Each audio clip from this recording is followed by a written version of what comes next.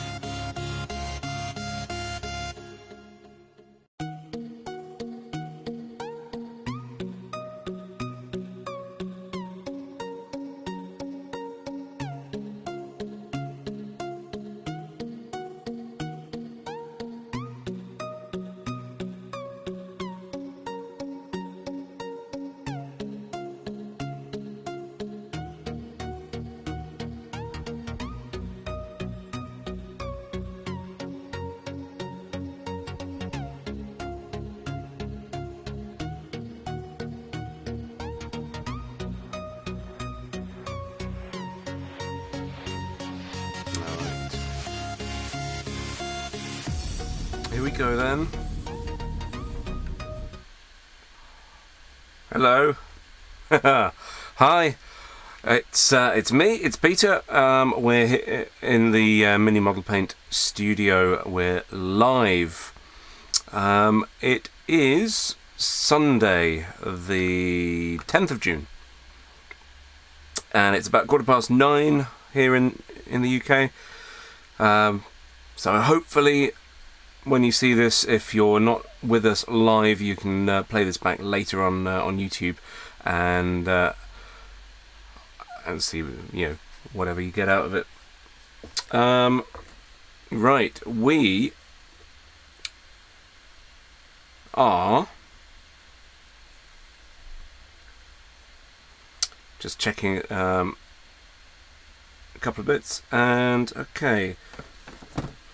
Haha, it's fun. We're about 5-10 seconds out of sync with real time, so I'm already time shifted myself. This is already going better than the last live stream I did, trying to paint up the X-wing that's sitting over there, which I think managed about, what, 1 frame every 15 minutes, but audio was fine. At the minute we seem to be going okay with the picture, so I'm just going to crack on in a minute. Yeah. So bear with me as I'm operating all my gear here, as well as doing the stuff over here under the camera. But what we're going to be doing is we're going to be looking at opening the Death Rattle Sepulchral Guard, brand new set from Games Workshop. So that's this thing here. Where is it?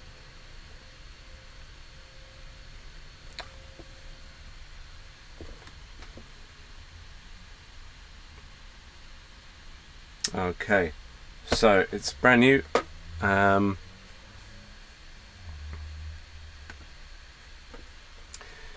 Things are slowing down on my computer. This is going to be really weird for me. This is live, then it updates over there, then it updates over there. I feel like I'm in some really odd version of the Matrix. Anyway, I don't play well, any games actually, but Age of Sigmar 2 is coming out very shortly, and everything looks quite exciting about that. So I thought, for all of you who actually do play, even Age of Sigmar 1, which this will fit with, this is a new set of skeletons, and frankly skeletons are probably the easiest thing in the world of painting to actually get done, but they've gone and added a few extra little bits of stuff for us to well, not worry about, but to be excited about and enjoy. So we've got a nice big red cloak on this guy, we've got a bit of a purple ripped tunicky roby thing, some blue over here, a bit more blue, lots of metals and some furs. And apparently we've got 7 of these guys in here, which are expertly, look, it says so, expertly, I can't focus there, can I? Where's my focus? Somewhere down here. Expertly designed plastic citadel miniatures. Easy to build, requires no glue.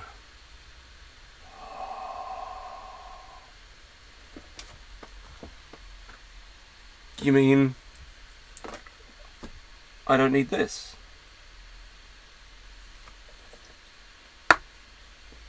We'll see. Let's do the proper unboxing, shall we? Right, look, Warhammer Age of Sigmar. I mean, the box art is lovely, actually. Just photos of the heavy metal painted models. Tells you that we've got 7 in here. It's got a picture of all 7 on there. It tells us it's easy to build. Let's make sure you can see that. It tells us it's easy to build. It says warning on the bottom, small parts in many languages, and then we've got some more models on the side, that side, and depending on which way around the shelf you want to see it in the shop, it'll be that side. So, what else do we need to know? Suggested paint scheme. Right, Zandri Dust, Agrax Earthshade, Screaming Skull, and White Scar. We need, apparently if we mix these 4 earth tones, we will get all the blues, all the golds, all the reds as well. No. Lies, I tell you, lies. So I'm actually not going to use those. I have got, in terms of GW paints that I'll be using, I've got some old Griffin sepia, which I think is now called Seraphim sepia. I've got some Carroburg Crimson and the old Baal Red. That's just a Lamian medium for mixing. A Leviathan purple, bloodletter glaze, Reichland flesh shade gloss. Maybe, I don't know, that might look nice over the golds. And the rest of the stuff I've got here for working with are some scale colours and Vallejo paints. So yeah, we've got black and white from Model Colour. We'll use those for absolute dead contrast. Scale colour pale skin,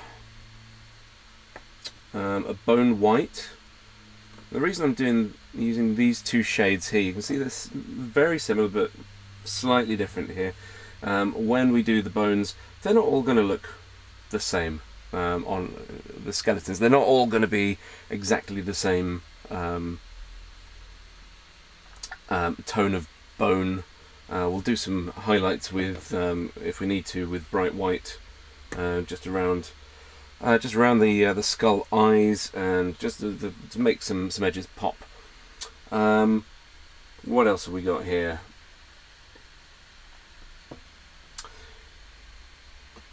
We've got the Scale 75, Scale Colour Intense Chestnut, Inktense Chestnut. It's a brown ink. We've got Game Colour Charred Brown. Now this is the equivalent in Game Colour to the Game Air Burnt Umber, apparently. I couldn't get hold of. I ran out of Game Air Burnt Umber, which is one of the best paints in the business. Beastie Brown, because brown. We're going to want some leather straps, and probably we'll start everything else on the skeletons. We're going to start with brown, and we'll work up to white. I think if I've got any left, we'll probably prime them tonight in the Vallejo Surface Primer. What else have we got paint wise? We have, for the blues, we've got these two Vallejos, Electric Blue and Ultramarine Blue. We can mix those together with the Hexed Lichen for purple, and a highlight of Alien Purple. The blues are also going to, we can mix those with this German Grey, which has got a little tinge of blue in it. Have a play with that in a minute. Here we have some brassy brass, bronze and gold. Glorious gold. I might dig out some silver if we need to do any extra highlighting. What else we got? Red surface primer for the cloak. Might use it, might not. Probably just stick to the brown. And a blood red from Scale Colour. I like how Scale Colour blends. I've been playing with those a lot recently. Over here I've got my wet palette ready to go. Nice and damp in there. We won't need that until we've built the things, but we'll do that. We've got some water, we've got our brush cleaner. What else have we got? Tools. For this we will be using various knives, tweezers, files, edge scrapers. Sorry about that, my compressor just scared the hell out of me. So apparently that lasts about half an hour before it kicks in again. Right, hopefully we won't need to use that too many times tonight. What do I say? The Citadel scraping tool. That's really good. Here, have a look at these so you can see them. Side cutters, a cleaning brush if we need it, and a few grades are double-sided sanding sticks We'll keep them over there. Keep these over here. Brushes. We've got here. We have just something good for a dry brush. Just a generic. God knows what that is. It's nice and soft. We have a Galleria round size 2. That's a synthetic round brush. I cut the end off. It was about that long. Too long for working on miniatures. You have to sort of sit out here and paint the things. What else have we got here? Let's take them off and put them back on one at a time. We've got our Winsor & Newton size 3 series 7 sable. That's our main brush. Here we have a Kolinsky. It's a 10-0. Maybe we'll use it for something, maybe we won't. This is a nice generic Humbrol size 6, good for base coating if we need to. And this is a Da Vinci synthetic size 1, which I tend to use that one for metallics, so I don't mix my metals. We have water here for regular and water here for metals. I would tip it over, there's an M just there, so I know that that's for metals. Those get washed out generally after every painting session, scrubbed out a little bit, just so I don't get flecks. If I get them mixed up, I don't want to get any flecks of metallics in my water. How are we doing? Right. So let's cut into this thing, shall we? I haven't opened a Warhammer kit for a brand new Warhammer kit, at least for a long time. Don't need these paints just yet. Let's move them out of the way. Probably the only one we're going to need for a good while is what are they calling that thing? The surface primer. We'll keep him here. Everything else can go to the side.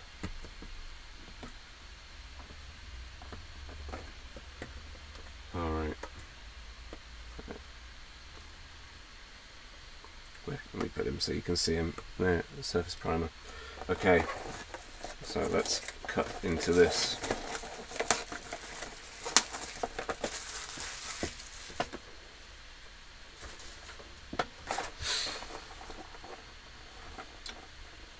So we have that's a crypt shield, that's an ancient blade, and we're not told what any of these other things are. That'll be an ancient scythe, that'll be an ancient halberd, and don't know. My medieval weapon knowledge is is lacking. Sorry. Right, here we go.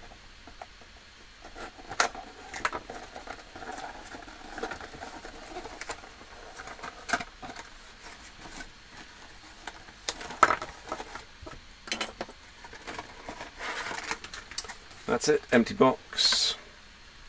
Ta-da! Empty box. Okay. We'll use that to put all the rubbish in first before we get into the actual models. The Sepulchral Guard. Before assembling your model kit, please read through the instructions in this booklet carefully. Look at that, full colour. That's pretty. Ooh. We've got numbers. Tell us how to put this thing together. So that's a Sepulchral Warden, the guy with the red cloak, a Prince of Dust, a Harvester, a Champion, and 3 Petitioners. And, oh wow, look at this, that's nice.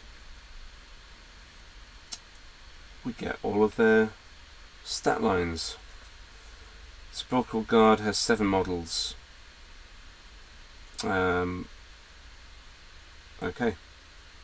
The Warden is the leader of the unit. In each of your hero phases you can return D3 slain models to this unit while the Sepulchral Warden is on the battlefield.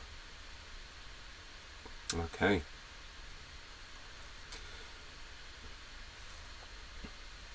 abilities. Crypt shields. The relic shields dragged forth from the tombs and barrows still prove mightily effective in battle. If any models from the unit are carrying crypt shields, add 1 to save rolls against attacks that have a rend characteristic of hyphen, which are over here. Serve in death. Pitiless foot soldiers, the armies of death, skeleton warriors exist only to serve their dark designs, the dark designs of their ageless masters. You can add 1 to hit rolls for this unit if wholly within 18 inches of friendly death heroes. Frightening speed. The undead warriors of the Sepulchral Guard move with a swiftness that can shock their foes, their motion still guided by the fragmented memories of their mortal lives. You can re-roll charge rolls for this unit. And we'll say it all again in French, in Spanish, German, and let's say Portuguese. I might be wrong.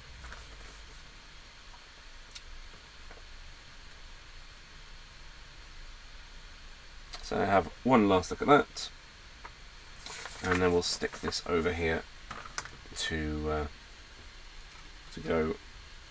We get 2 sprues.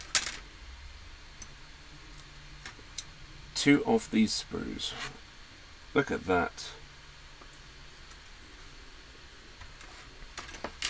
Let me just flip over to my page for focus here, so we can get up right close.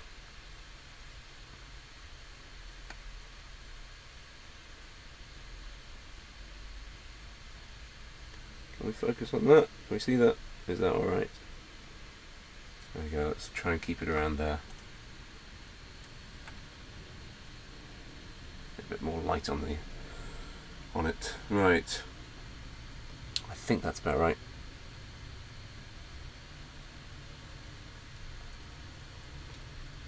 Oh, the detail on this is lovely. That's really, really good. Nice and sharp. You can see the difference between wood and bone.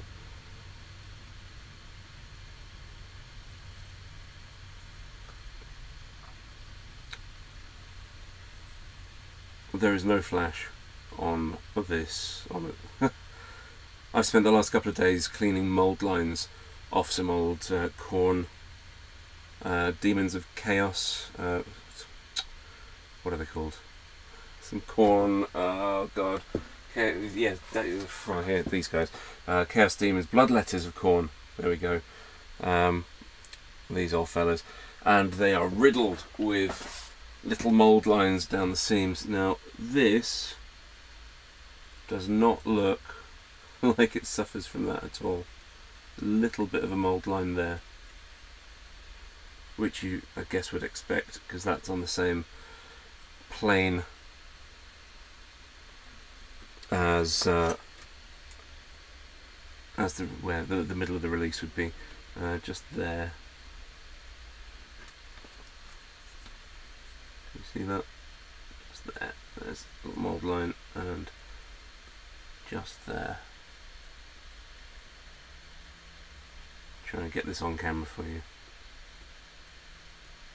I know I've got the mould line scraper, but I do find that my my blade works just as well, or back scraping the proper way of doing it with the knife, the back of the knife. We'll get to that when we clip them all off. And on this sprue,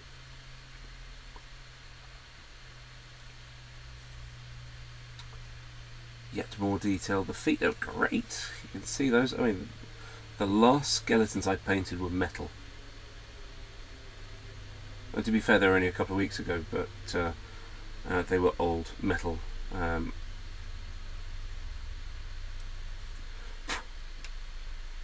Hair. At least it's not soup. Okay, right. Let's get rid of a picture of me. Bye. Right. And let's focus back on the main mat. That looks about right to me. Please shout if if I got it wrong. So let's start with the Warden. Now what's nice about this, I guess, is that as they're snap kits, they're just push fit kits. You don't need glue, so you can take them apart, right? Yeah. Okay, so we want 20, 21 and 22. 20, 21 and 22. Alright, so the bases are numbered.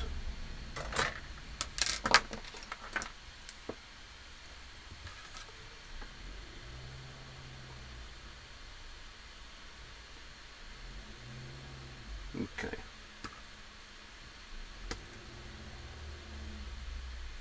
These will go together really rather quickly, I'm sure.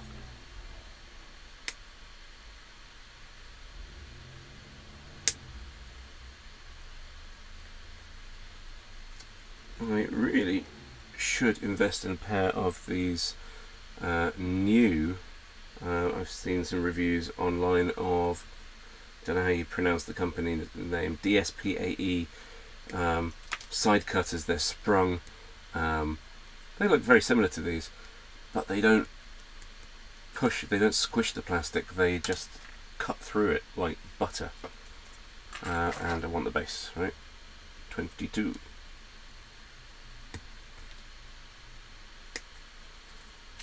So let's start by cleaning this up.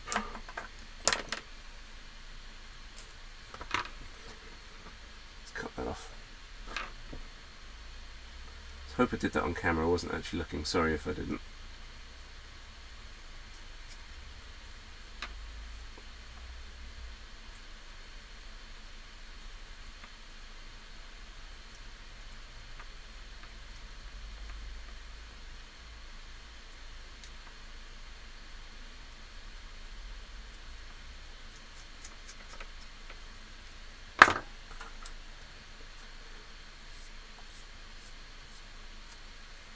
So, do please give us a shout if you're watching. Ask questions. I'm more than happy to answer any old thing about these, about other videos, about our recent involvement with Models Workshop.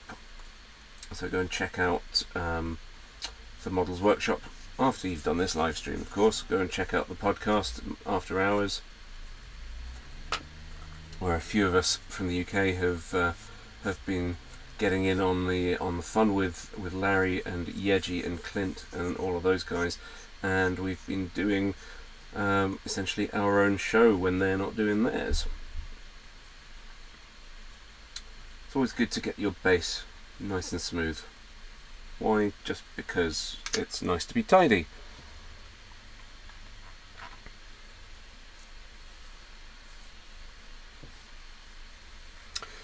Ian's with us. Hello, Ian. Painting Troll. You can catch him on Models Workshop After Hours UK as well.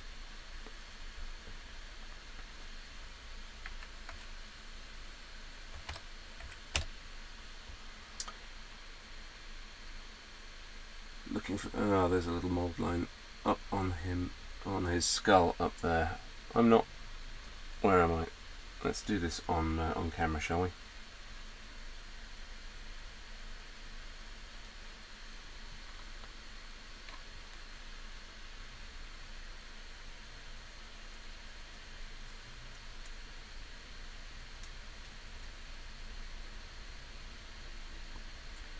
Nice. Damage to his skull already. That's a good thing. That's meant to be there.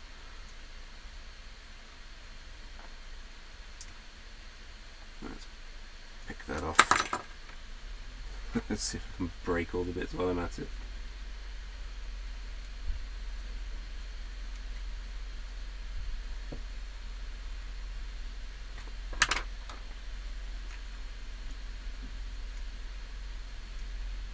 Now usually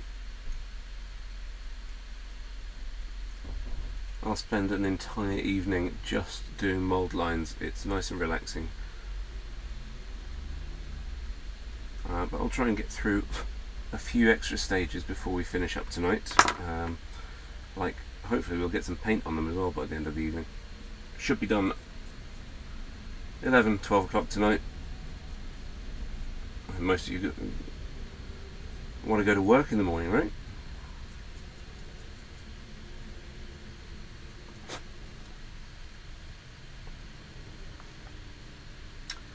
Right, so let's cook those two together.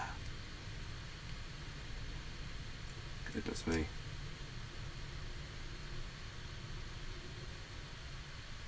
Well, that's the quickest I've ever put anything on a on a base. Right, let's sort out this cloak and shield.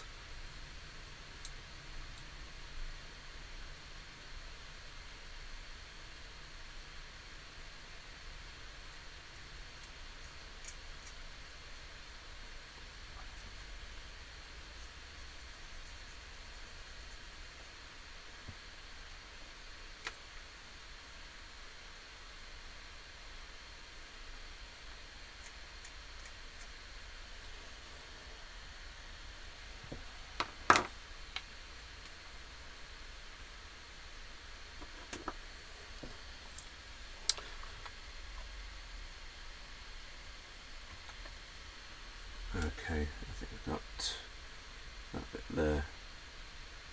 Nice and carefully try and pull that bit off there, without damaging any of the rest of the detail.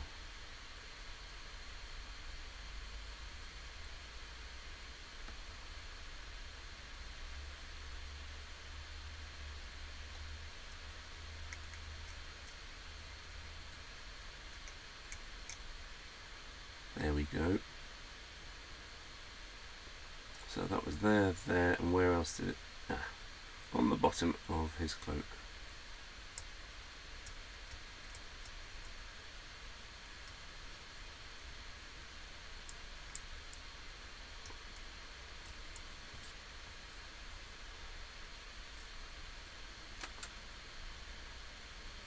Oh,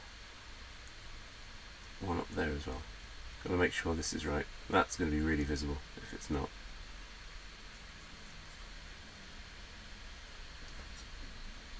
Lean in a bit more.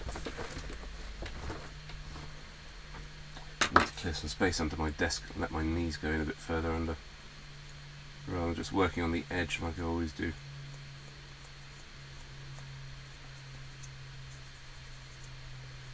Need a bigger workspace. Something along the size of a small mansion just for storage, and then a big room to work in so I can just strew all my crap around and what's it called? Man spread. There we go. Look at that. That is going to join up just lovely. Well, that is a really wicked little model. Really dynamic.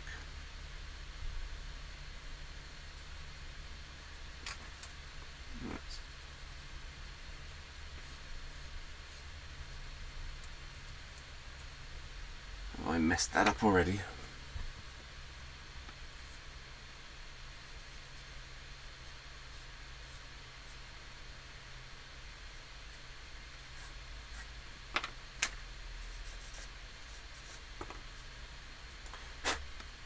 That's better.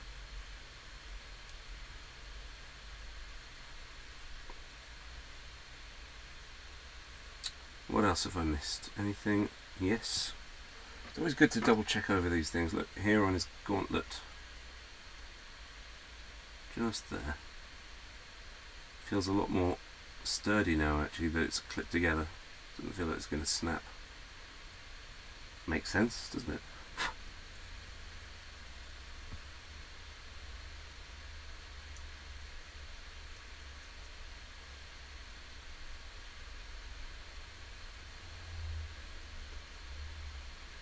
Alright. Right, so that's that one. Love it so far. Absolutely lovely. What's next? Prince of Dust, 17, 18 and 19. 18, 17 and 19. Bum, bum, bum. Okay.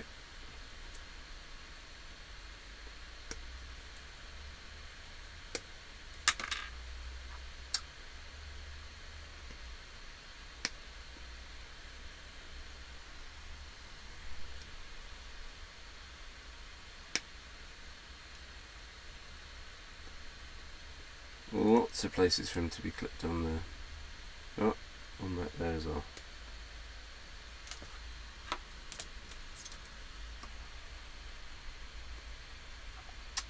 What did I say? 17, 18. That's this one then.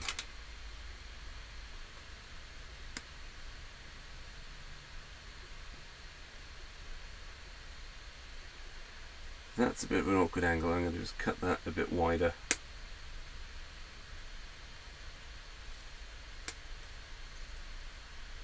And we'll get in there at a more useful angle. It's better.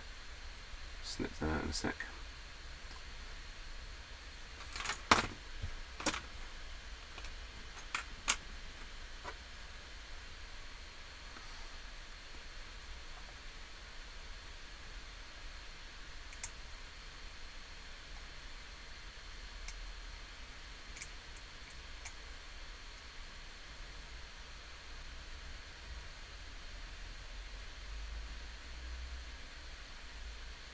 So if I'm not being very chatty tonight, I do apologise. I'm not used to talking by myself without any feedback. Not without a script, at least. I suppose I should really spend the day thinking of funny little stories to tell you and interesting things that have happened and that kind of stuff. And maybe next time I will.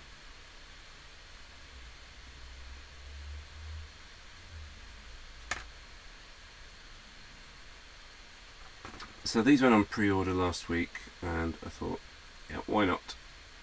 Let's get a nice little, not even a beginner's kit. I think the way Games Workshop's going at the minute, they're aiming everything at all levels. So all you need to build this is, you know, a knife essentially to clip, or a pair of clippers to get it off the sprue and then push it together. You don't even need to go and buy Games Workshop glues for these. If you want to start playing the game, you can just stick this down on your tabletop and start moving them around and casting spells, doing whatever the hell these guys do, resurrecting the dead. From what I understand, they will be bringing out, not necessarily from this range, but certainly of a lot of other ranges, more advanced kits, multi-part plastics for Age of Sigmar, especially.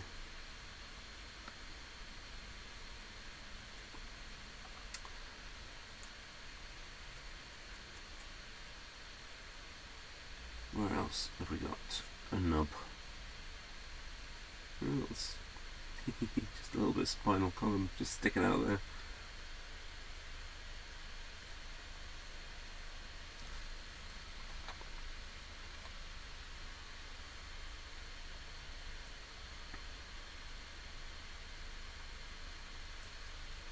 Let's tidy that bit up. Okay, so that's done.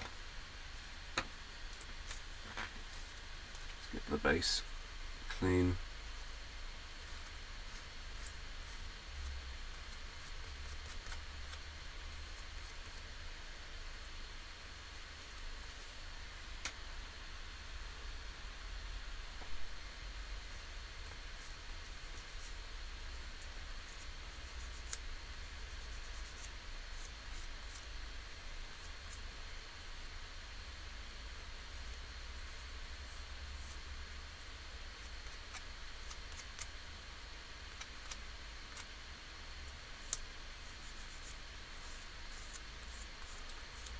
So I'm assuming that at the minute I've got an exciting amount of 3 people watching, and I think, well, I know one of those is Ian.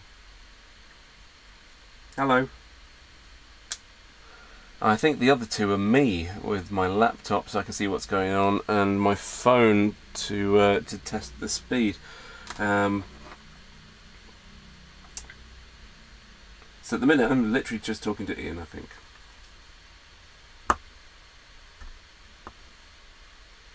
But that's not bad, that's not a bad thing. Hoping he's had his dinner.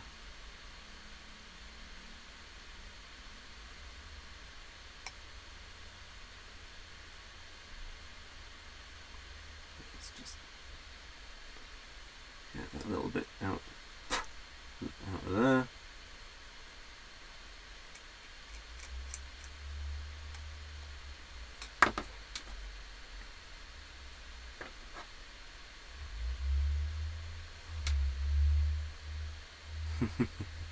Got a great look on his face.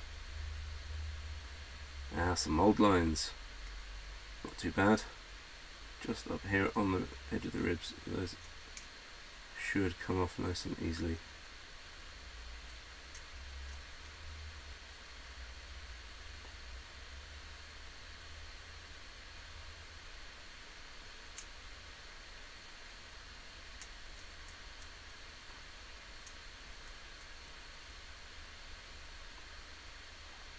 And on the top of his helmet there.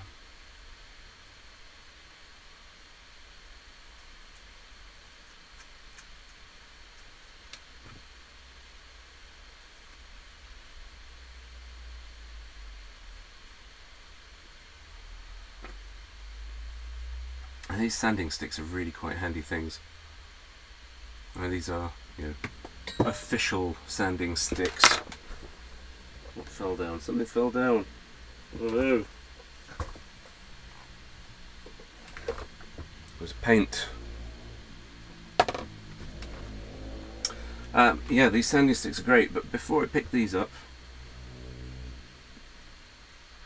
obviously sandpaper was a thing, but just going to Boots, Walmart, I'm sure, whatever, and in the nail care section, if there is such a thing in a supermarket, you can get these blocks, sort of, if you imagine a sort of 3D kind of thing like that, and each of the 4 long sides are different grades of sanding for dealing with nails, and actually they're really, really good and really cheap for doing this kind of work. Oh, look at that, little footprints. Just so I know to push that in that way around, and it's already moulded with zero effort on the base that I need to do anything on the base at all. That's brilliant. Let's stick that bit in.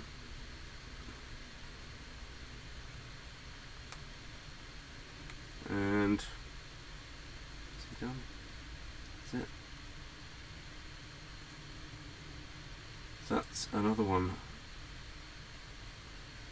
Prince of Dust. Done.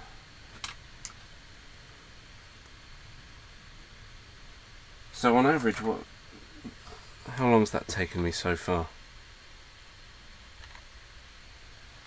You know, for about 45 minutes. I spent a good 20 minutes talking to you about anything before I actually opened the thing up. We'll do the harvester next because he's on this sprue. I reckon these are taking, and I'm going a bit slower than normal because I'm trying to get it on camera and show you what's what. But between 5 and 10 minutes just to put the things together. You could actually just snip, bang these out in a couple of minutes each.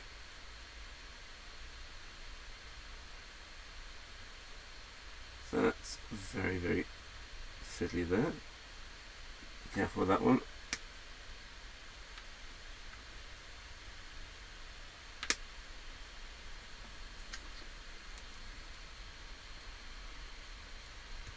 On ahead.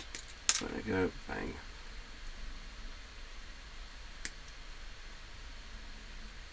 Nice big scythe.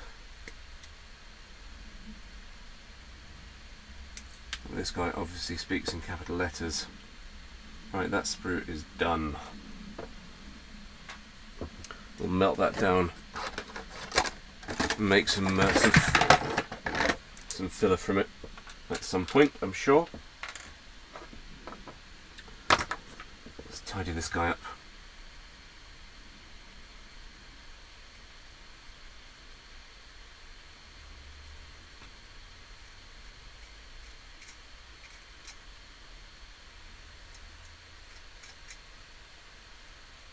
We're not going to see that bit, but I don't want it sticking through and wobbling on the table.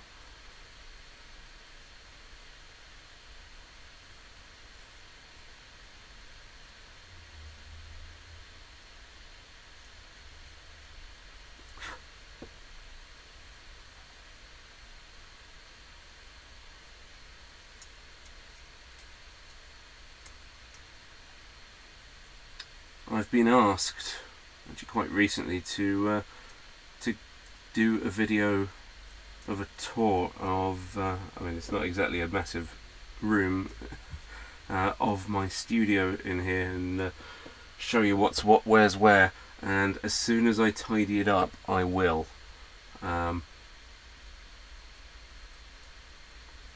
So, you know, somewhere hopefully before 2025. There's a big mould line there. Let's just polish that out there.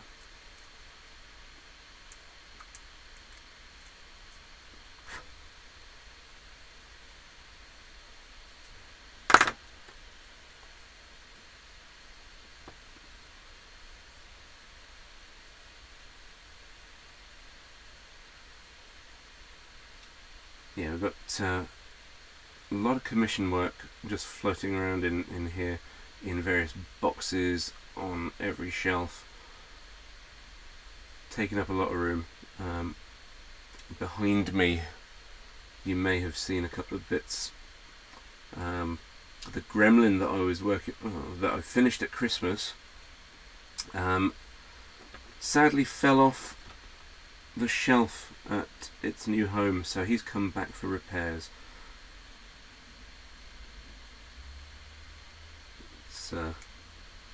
It's a damn shame spending pretty much an entire year putting him together and painting it, and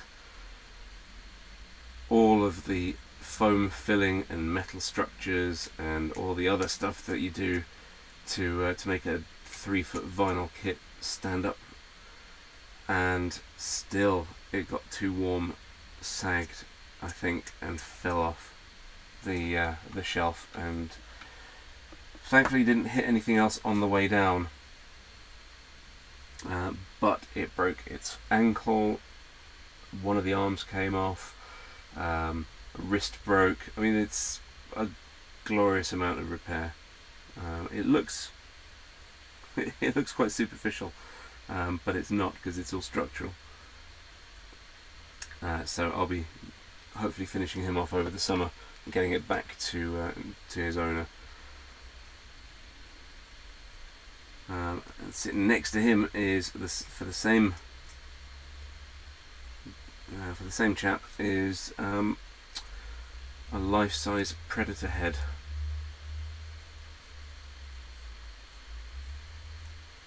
So one of my jobs at the minute is making dreadlocks, some of them from scratch. I've filmed a few bits ready to put together for a how-to video. Let's get a bit harder on that.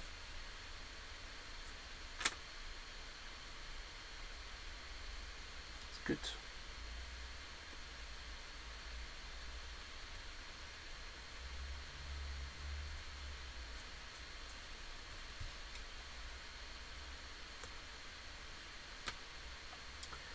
a thing that's going to terrify me doing this live is when I get the airbrush out.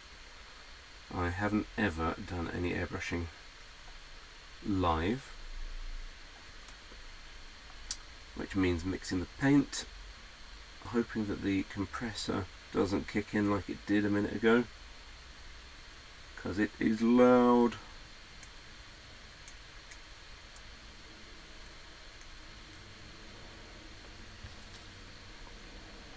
So every now and then you might see me panicking and going to hit the mute button on my computer, so you don't have to endure the nasty noise while it refills.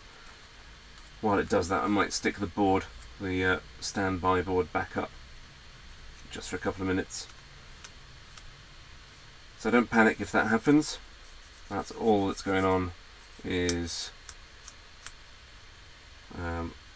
compressor shouting loudly. So it hasn't gone out yet, but I recorded a podcast the other evening, and it'll go out tomorrow, I think, with Ian, and part of it we spoke about compressors and my new compressor, which isn't new, I've had it for years, but how it's made its way back to how does this work?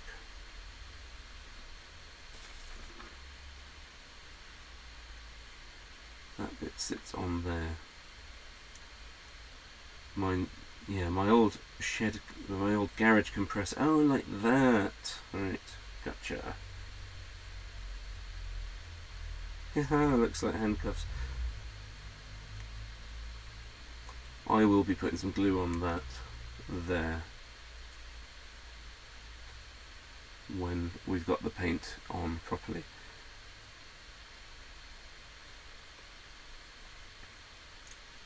We've got paint on properly? No, I'm gonna glue that now. That's gonna snap off. I mean, look at that. Sorry, let's do that on camera. That's really flimsy. That's bouncy, and that is a separation of the wrist joint from his arm up to his wrist there. We don't want that to come off, do we?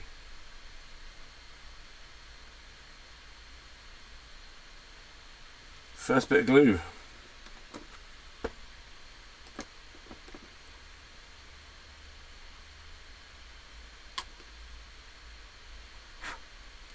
This stuff's great. Smells nice too. Thoroughly, highly recommend getting Tamiya extra thin cement. Extremely flammable, and the vapor is harmful, but you know, it sticks plastic, it melts plastic together really well. So give that a couple of minutes and he'll be ready. So there's 3 guys. Power on through, try and get the rest of these done. Let's do this champion, 11, 12 and 13. 13. Alright, so yeah, my air compressor is one of these big giant things from B&Q that you'd keep in a garage to pump up tyres or to do any garage mechanic kind of work with. Spray gun stuff.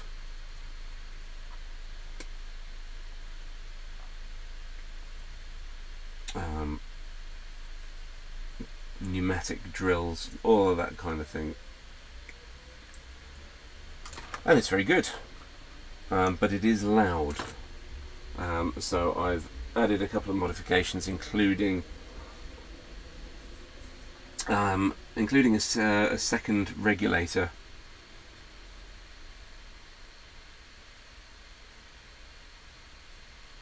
So it's got the main regulator that it compresses to 60 psi. I've set it to on the main tank, and then it comes out of a standard pipe air hose to a second regulator which I've set to about 15 psi, which is about 1 atmosphere,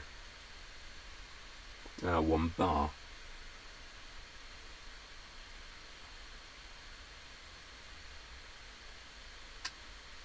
Which should be good enough for pushing paint through a nozzle.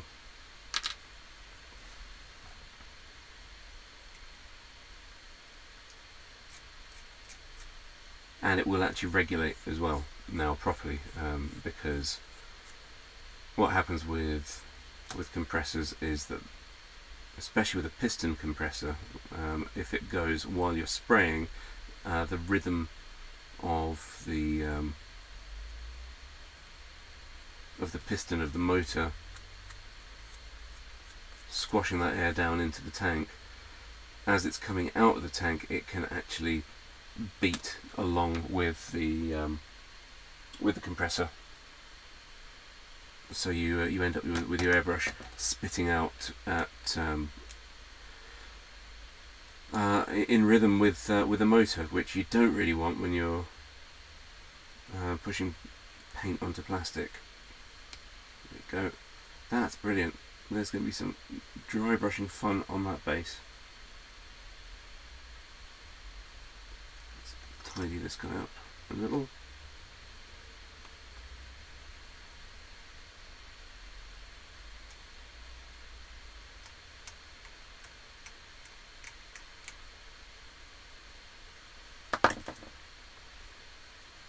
And what I used to do, and I've still got a few boxes of space wolves and orcs,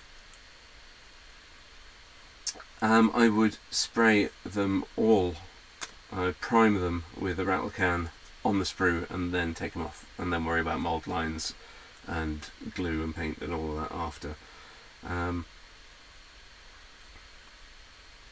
And that certainly can be a nice easy way and fast way to assemble things like a horde army. But these guys are all got so much character, they want individual treatment. And yes, you know, skeletons. What we're going to be doing is we will be priming them in grey, in brown. You said grey then. It's already grey. Haha. That's not done enough.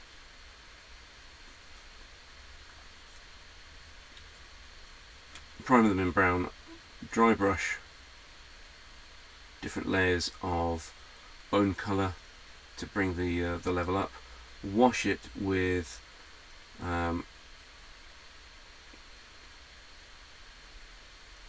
something like bones into the recesses, and then it'll smooth out any dry brushing that I've done as well.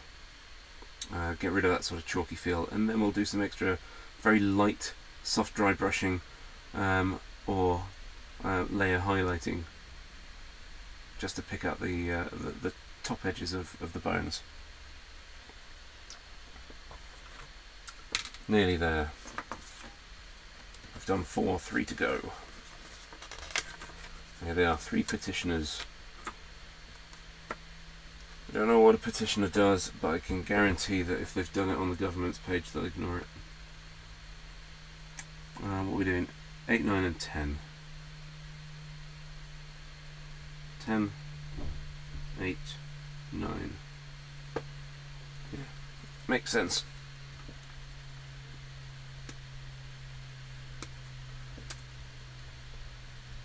Now, obviously, we're not going to be finishing these guys tonight. That would be nice, wouldn't it? That's an awkward injection point. Oh, and a horrible mould line across the shield. Worry about that in a sec. Okay, I'm trying to get into this. I'm going to have to clip that. There. That's the best. And we'll scrape that in a minute.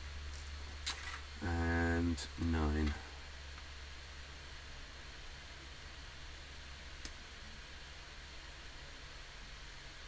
yeah, there's no way we're going to finish these guys tonight. What we might get done is priming, let them dry. Might even get some dry brushing done.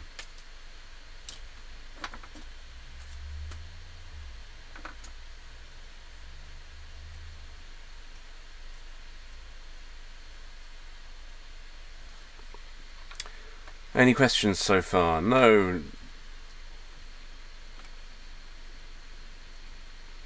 Ian's having his dinner. He's got this on in the background, probably ignoring it right now, thinking, oh, Pete, what a loser. He's just talking to himself over there.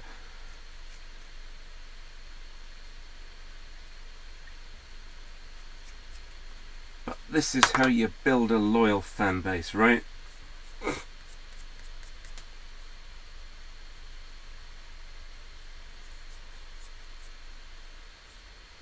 By talking to yourself in your shed, at the bottom of the garden on a Sunday evening. While the family inside bungs on ITV and melts their brain with tripe like Love Island. God help us all.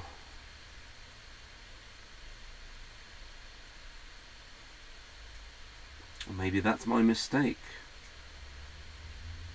Maybe all my potential audience tonight has been forced to sit down in front of ITV and watch Love Island with their significant others, just to prove that they're not just permanent hobby nerds. If that's the case, if you're watching this back on the replay,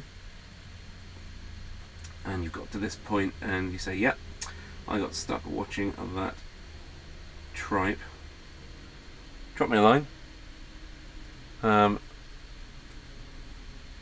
Either comment on the video or send me a message on Twitter at MiniModelPaint and give me your honest and brutal and polite opinions of the wonder that is Love Island. Hey, Simon's joined us. Hello, Simon. Scale model Jedi. He's so far we've got a bit of the club. The gang has joined. You get an exclamation mark, Simon. It's going all right.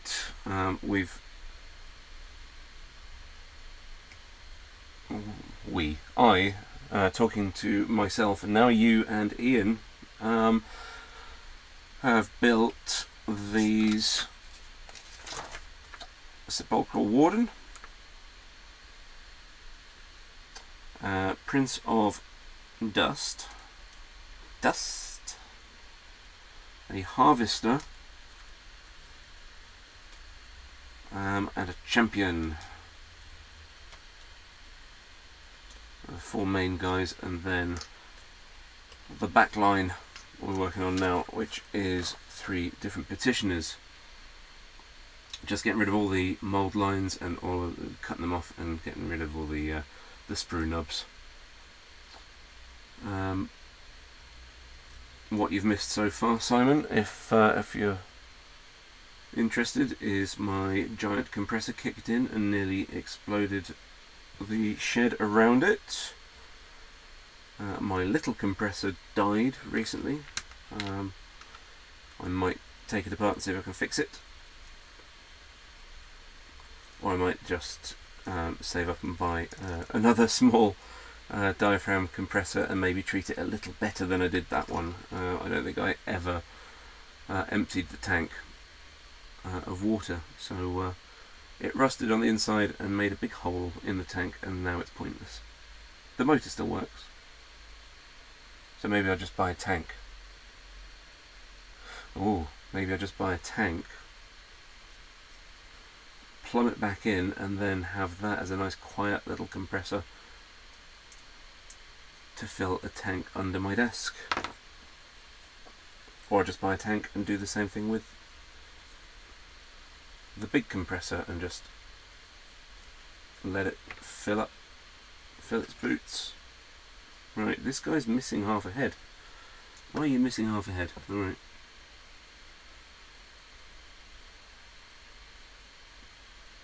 That bit clips in there somehow. It says easy to build, come on. What if I want to put him on more sideways? No, I'm not allowed. Pinch. Well, that's a bit naff. Just, you can see that line down there. Don't like that.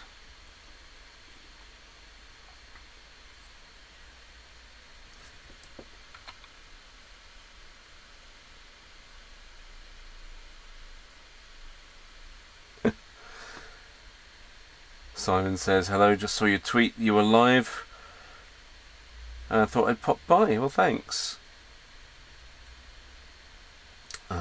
You've got a Bambi compressor with a 24 litre tank, only needs filling once for a spray session. Yeah, I was hoping the same. I mean, listen to this. Yeah. I'll be running that soon and muting the audio just to refill that. There must be a slow leak somewhere in there.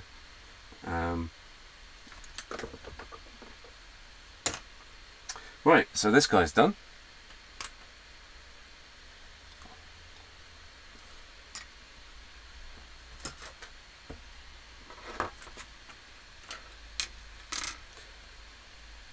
Let's finish that one off.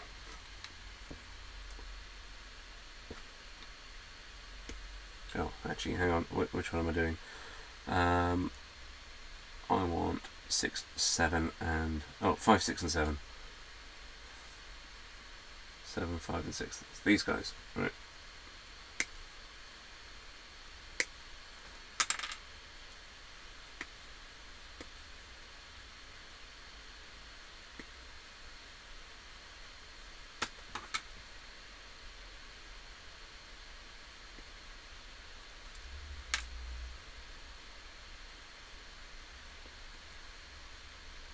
Well, this is fun. I mean, this is even more exciting than you watching paint dry. It's me cutting plastic.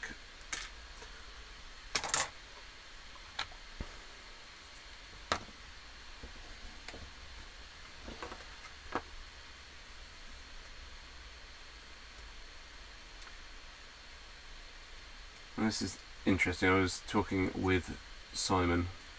Now I'm going to talk about him and to him at the same time in the third person. In a podcast a couple of weeks ago, he and I were talking about live streaming versus recorded and edited.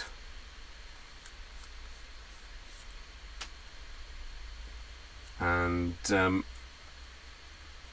think, yeah, live streaming is a lot harder because you've got to keep your language down from your normal sweary adulty self. Try and be interesting. You can't just nip off to the loo and go make yourself a cheese sandwich when you feel like it. I mean, I've got a flask of coffee here, I haven't actually touched it yet, and a bottle of water, haven't touched that either. Don't drink the paint water.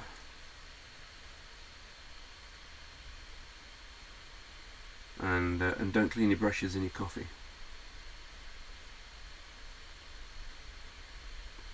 And I've never done that. I've never understood anybody who, I mean, firstly, I use that as my brush cleaning water.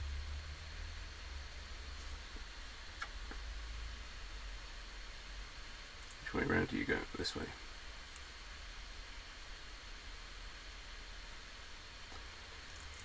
And I make sure that, why aren't you going in?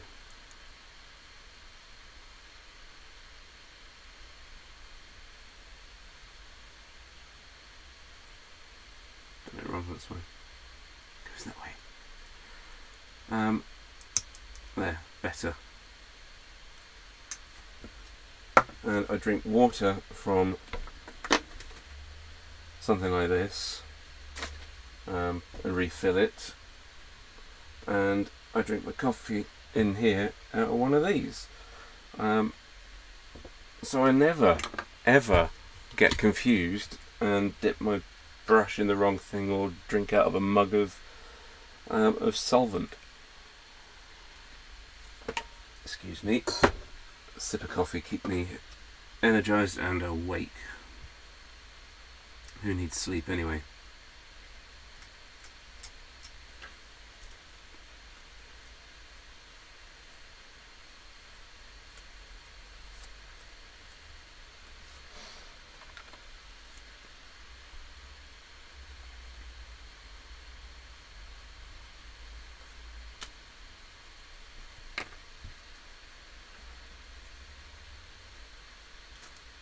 Where else is it?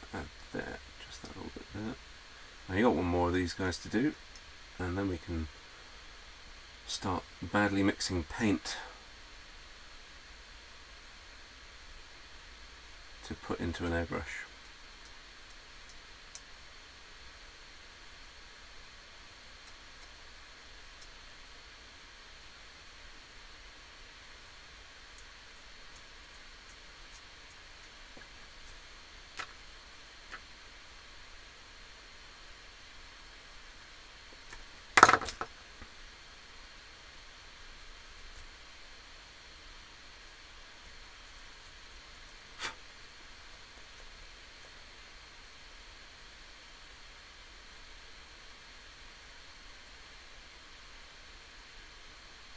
Almost perfect.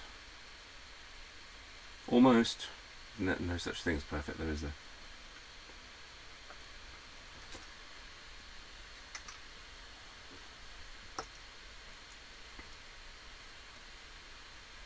What's he looking at?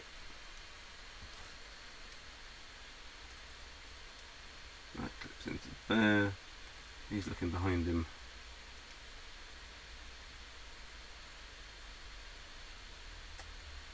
Now is this... does it go that way? Is it a female superhero pose?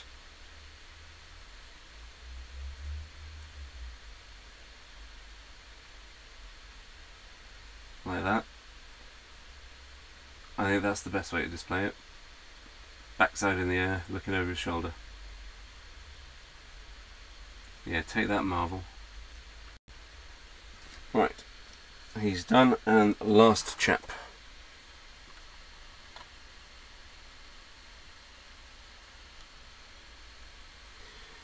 I assume, Simon, you meant need to get back to doing a live stream. I don't think YouTube will allow you to do that, what you've written there.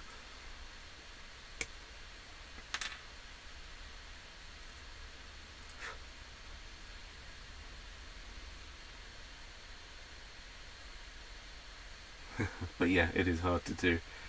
It takes a lot of energy. Get a lot of respect for these live TV presenters who do this as a job.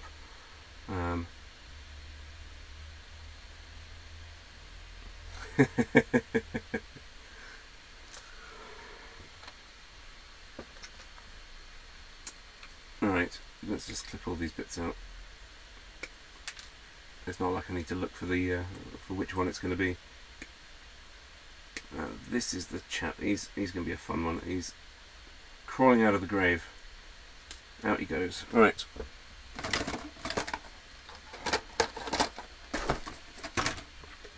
Tidy these up and off we go to the good stuff. What we'll do, I think, we'll prime them all. Yeah, we'll prime them all. We'll do the dry brushing where we can, and then we'll work on one guy until time's up, witching hour, or you get bored of me and just switch off.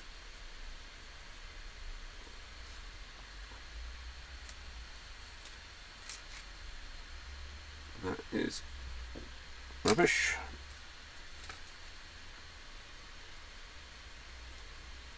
There's so many tiny little details on these things. I want to make sure that all these wispy bits of cloak don't get broken. It'll do. When it'll do, then you stop. If you think you need to carry on, probably don't, because you'll overwork it and make a mistake.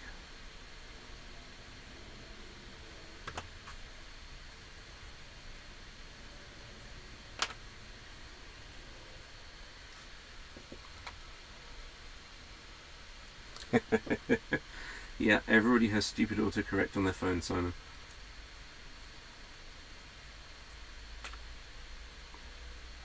So typical. I took down. I had a monitor. Had a big monitor in front of me here, and a second one which I was trying to figure out where I could fit it, and actually it was just getting in the way. And now I've got a shelf with painty bits on it, and that's much more useful for day-to-day hobby stuff. But having multiple monitors is really quite a handy thing to do when you're live streaming, so you can have your settings on one your streaming app, which I haven't checked for a while, sitting on another part of another screen, and then have all your comments going up on another screen if you need it. But right now I'm just hoping that this computer is going to handle it. It seems to be so far.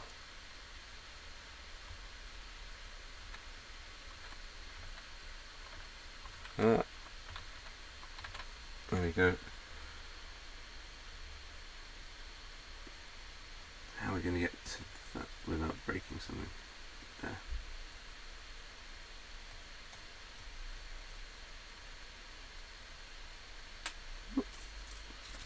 Butterfingers.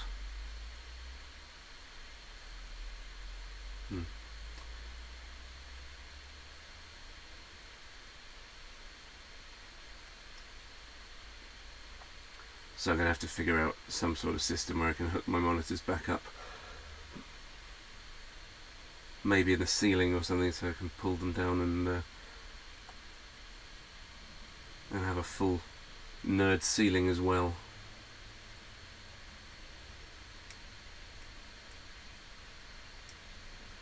Remember, always cut away from your fingers so you don't cut yourself. Don't do what I'm doing and cut into your fingers, even though it makes more ergonomic sense to do so.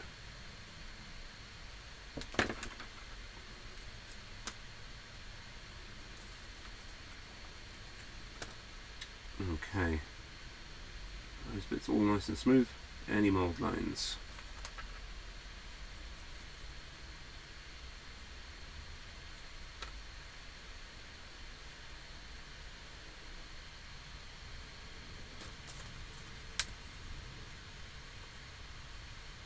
Ooh, how does that work? That goes there. That goes like that.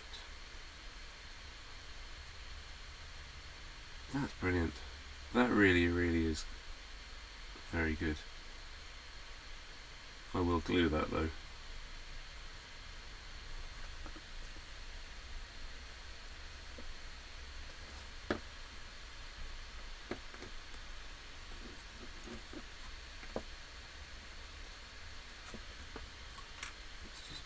Dab of glue.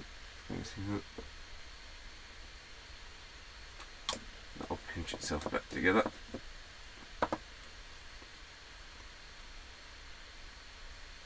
Hold that for a sec while we tidy this up. Multitasking, holding one thing in one hand while using other fingers to do other things. I already did this, didn't I?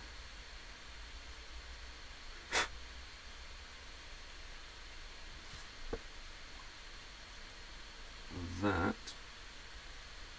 does that go under his arm?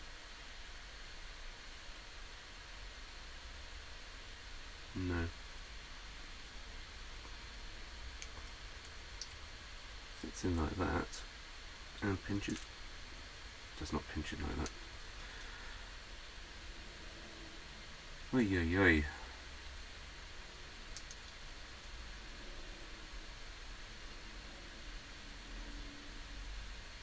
Like that. There we go. Much better.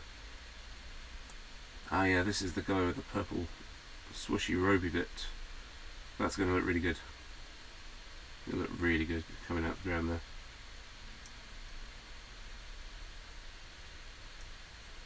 I think I'm going to tie that together as well with a little bit of glue.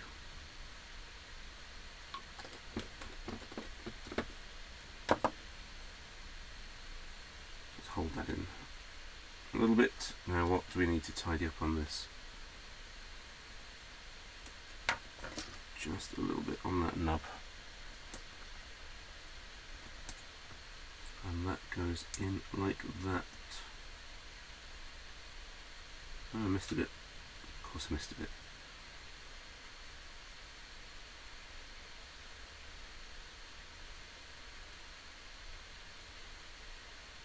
So like with all snap kits aimed at ease of building, beginners and speed, obviously you don't need the glue.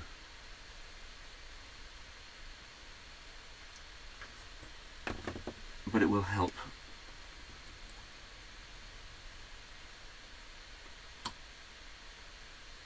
There we go. Bit of capillary action there.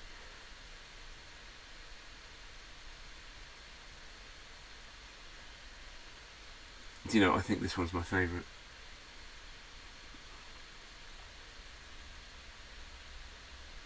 I guess partly because there's not a lot of work to do on him. But he's so dynamic. I mean, look at him. He's pulling himself out of the ground. He's got one knee up. About to launch out from that grave. He's pulling himself up with his sword. He's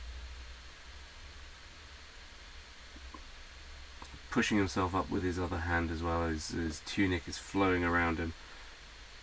It's pretty awesome. It really is. Well done, Games Workshop. That's a really nice design. They're all really good, and even this the harvester.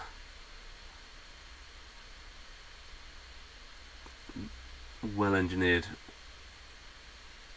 I am going to glue that though. Did I mess up with a... Oh, look at that. There's a gap with a bit of sprue that I hadn't cleaned up very well. Let's drop a little bit of this in there. That'll seal that up and let me paint over it. There we go. Don't need the glue, but the glue will make it better.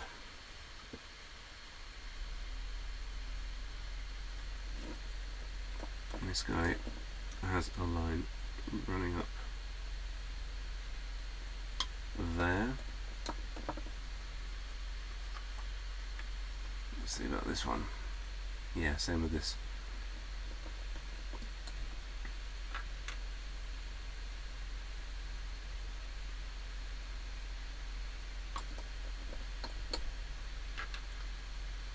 You see, I've got into the habit. Oh no, I didn't tidy that bit up. Haha! This is why you go and double check your work, right? Didn't remember to do that bit. I've got into the habit of unscrewing it, and then when I put it back, screw it back off. There's a couple of reasons for that. First one is that you don't want to knock it over and spill. These are, it's not the cheapest of glue. I mean, that's what, 5-6 quid, maybe a bit more for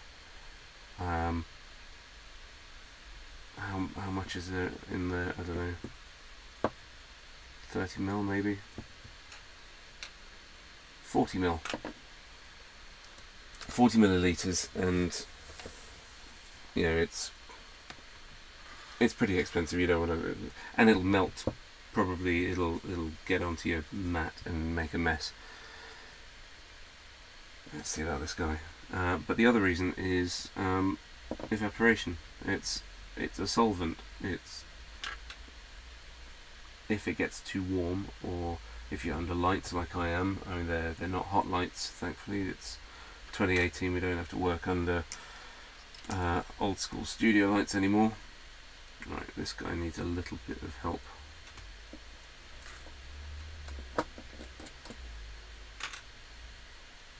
There. And there.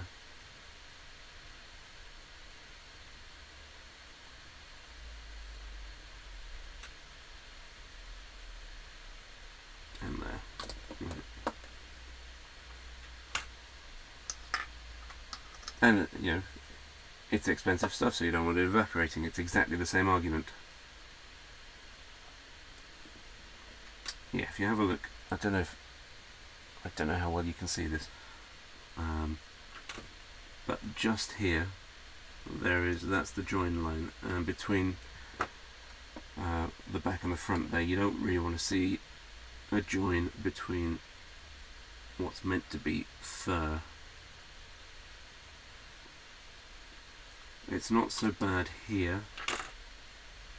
There is a line, you can see that, but that's between a metal plate and his cape.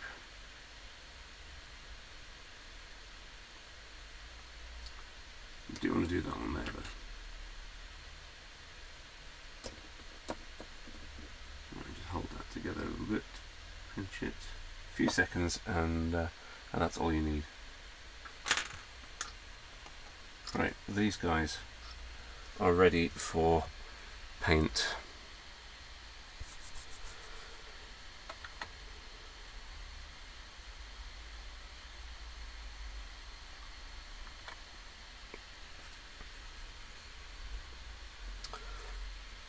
Simon wants to hook up a second monitor as well. I just assumed you had a second monitor there, Simon, the way you were doing your streaming. It was really good. Right, I don't need these anymore.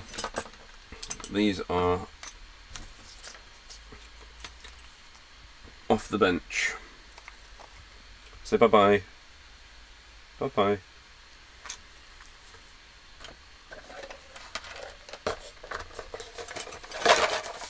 There they go, in a pot.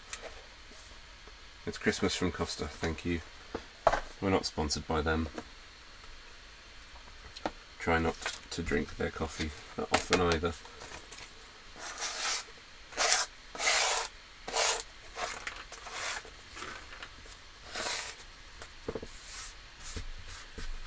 Right, have a quick tidy up.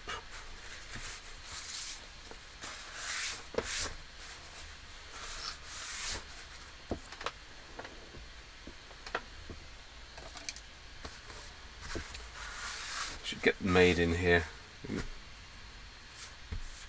with a vacuum cleaner. Sort out the floor. Should get it made. Or maybe do it myself. Right, so terrifying time now. Let's start with the surface primer. Here is my airbrush. Where is it? There it is. It's an Infinity, a Harder and Steenbeck Infinity. I've taken the back off so I can clean it nice and easily.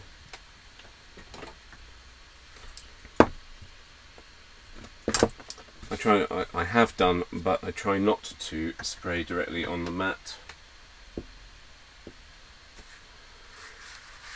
because it causes a mess. So, if you've seen any of my any of my videos, you know that I'm quite partial to cereal packets. They're really quite handy things. So try to find one that's fresh, that doesn't look absolutely minging. God, these are ancient and disgusting. That's the cleanest one I've found so far. Hang on.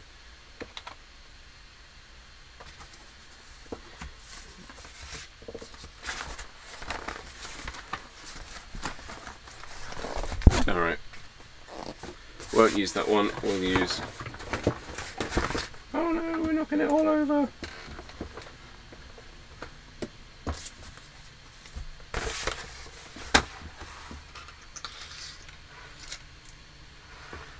These guys out of the way a little bit.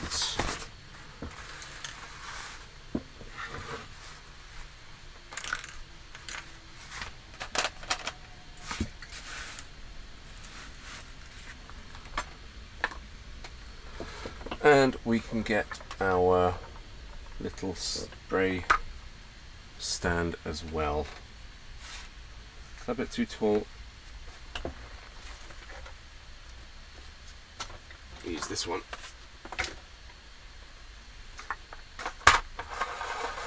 These are very handy. Where are you? Okay. Doesn't sound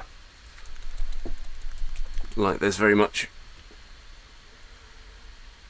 left in here, but here we go. Let's put the cup on this. Find ourselves a nasty brush to mix with.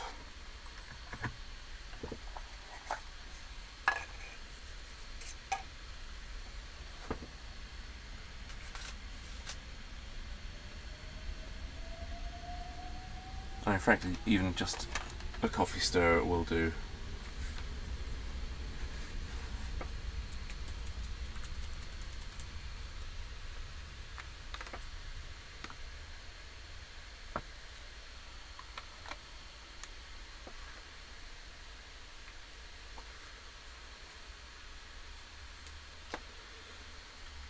And I want to thin that down. That's running a little bit thick.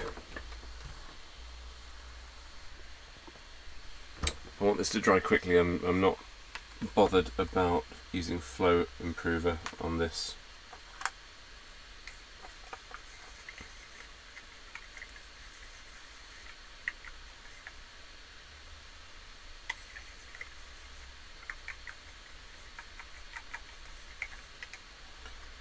Mixing paint live on camera, where you can't make a mistake. Okay, let's try and get that into the light a little bit more.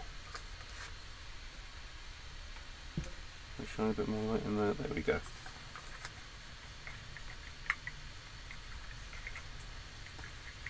I have no idea where I got these pots. I have a collection of yogurt pots, odd little pots. If I'm at a fast food place that does the ketchup, I will grab a couple of extra of the little paper ketchup things. I don't know where I got these from, but they're really cool.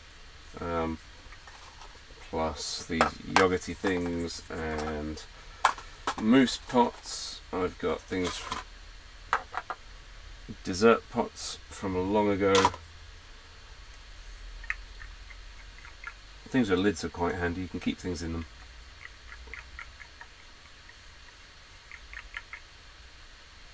That seems about right.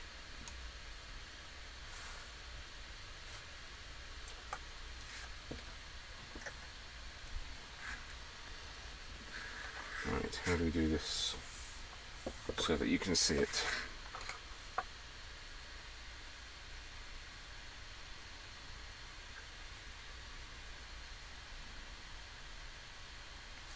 Do.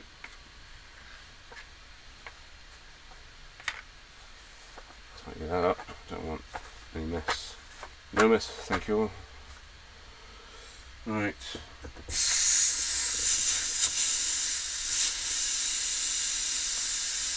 Okay, bear with us listeners. I'm going to mute the mic for a minute.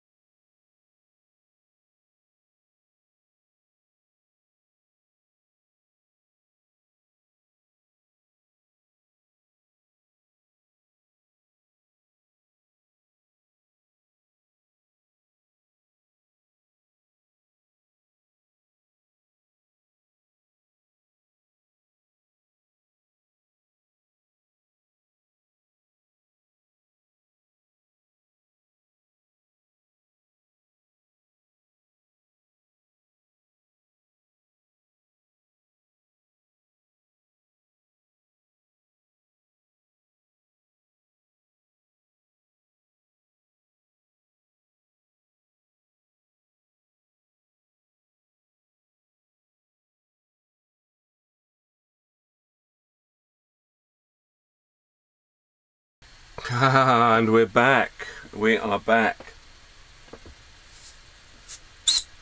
Got a little bit of a leaky hose, and I don't know why there is.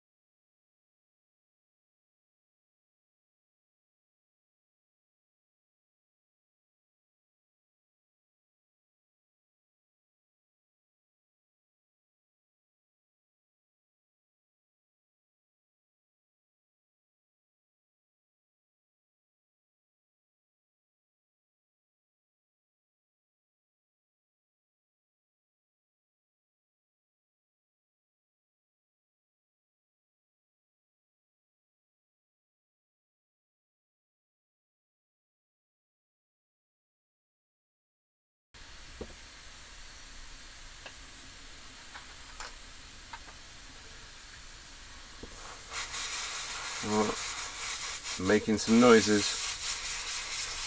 This is the compressor, it's losing pressure at the main area, so that means we'll be recharging it in just a second.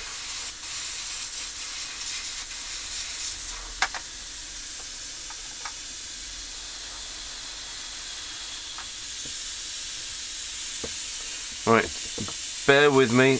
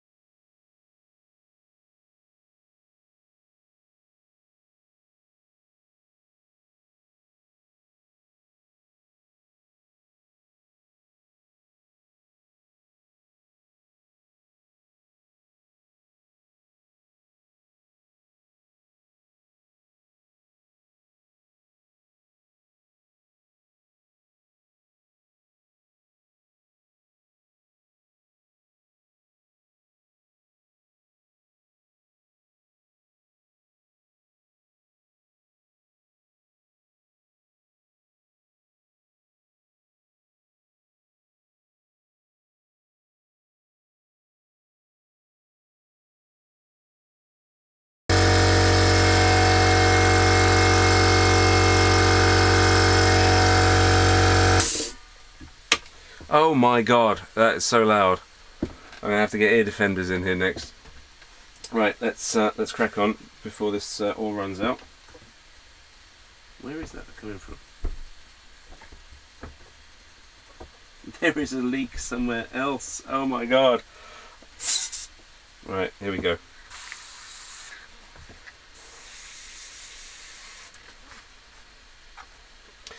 I'm assuming you can all hear me now.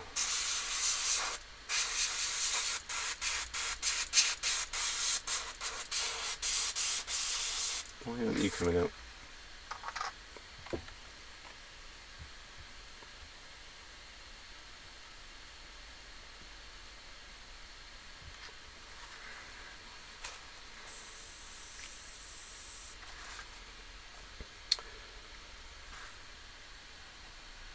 So I'm not sure who else has joined us. We've got 4 people and one of them is me, so that means it's Ian, Simon and one extra person. I think it might be Chloe, who is also on our podcast. Okay, this is really starting to annoy me. Well, that's nice, isn't it? Look at that. Looks like a brain.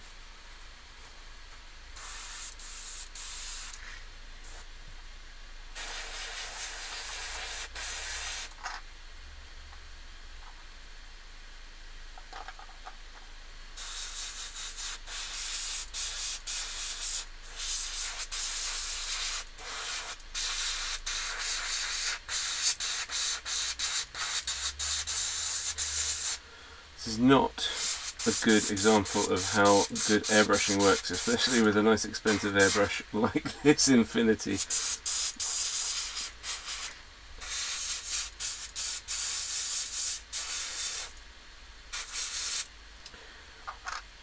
Right, oh god, this one's huge.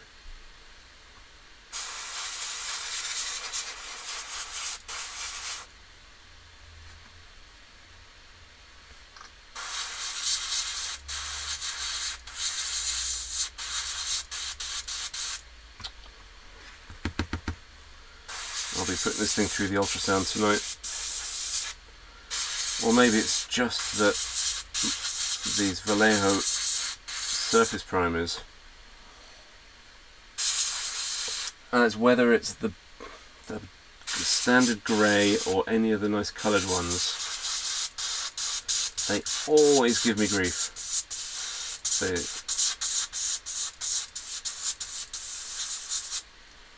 I've airbrushed, obviously thinned down, but scale 75 paints, which are really, really thick.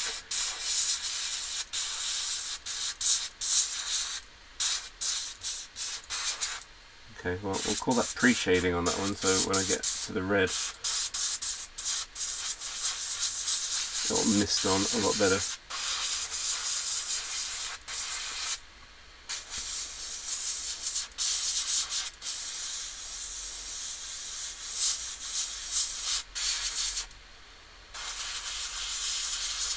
I'm almost tempted to go back and just dry brush primer onto these, just to get them done quicker. using a regular brush to do it quicker. There's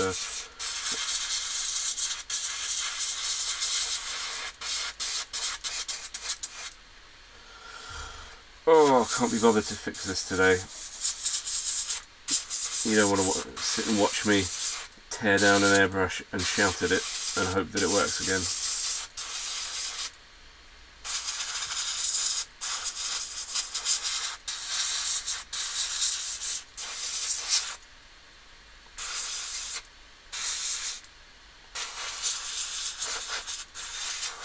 Oh, now you're going through, are you? Now that I'm done with this guy. Bloody airbrush.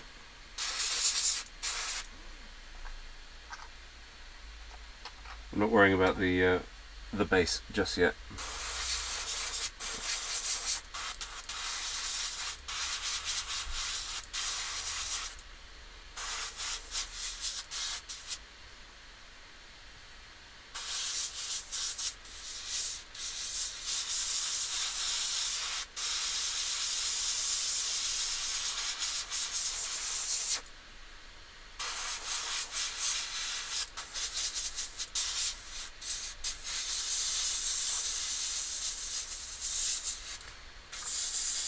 Let's get this on camera thing.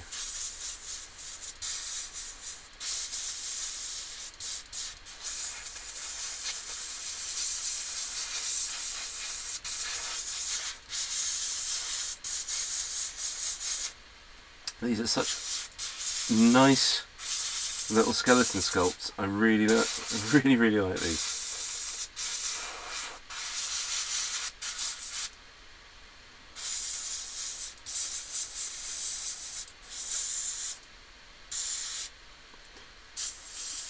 See, I'm glad I glued that joint there though, because otherwise the speed this air is going through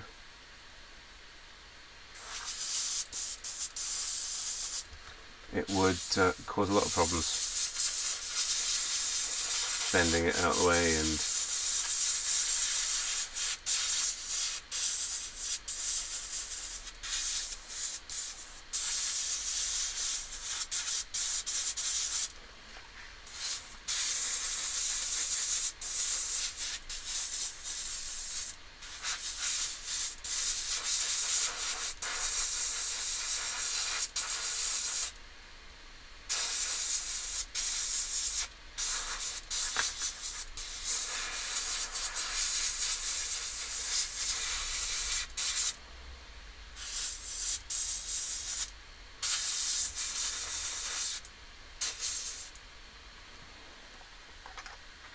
okay, well that's all 7 primed. Double check I'm happy with, we've got enough coverage on them.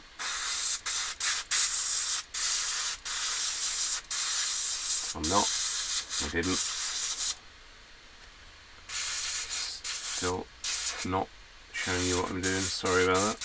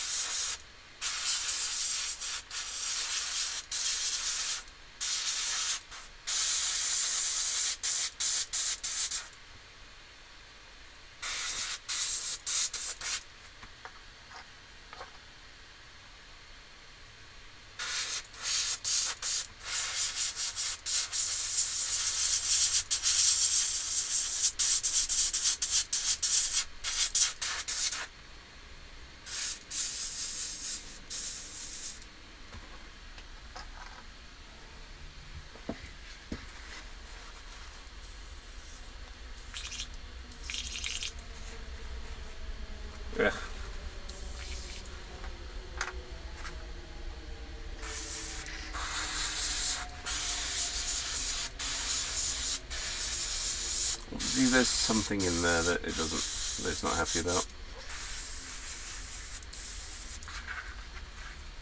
And if you look on here, it's exposure's a bit bright on this. Let's take that light away a bit. Does that help?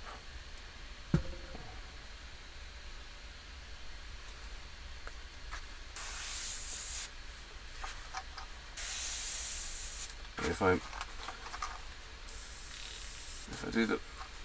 do that, and then it comes through a little bit faster straight off, but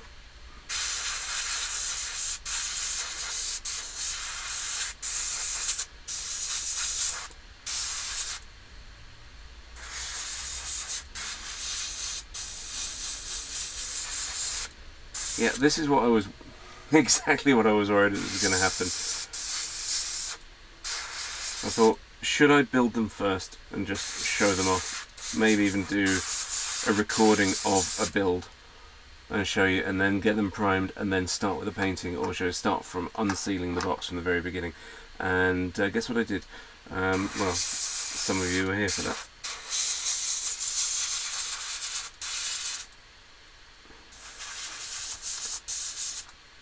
For this exact reason.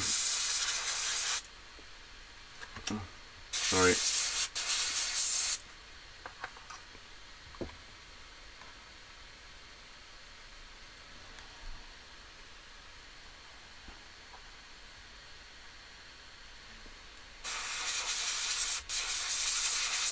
Ah, and now it's flooding out. Ah.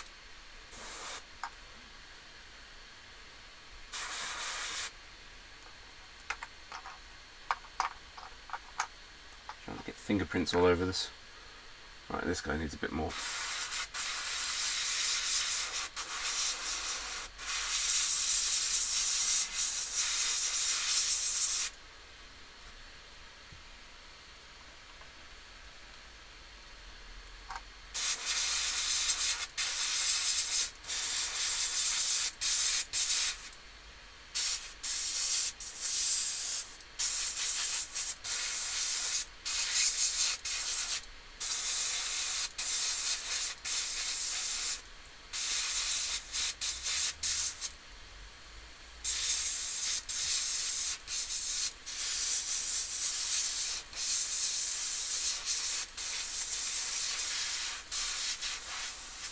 Gorgeous. It's just behaving in the weirdest way possible. And there goes the compressor, about to run out of its tank.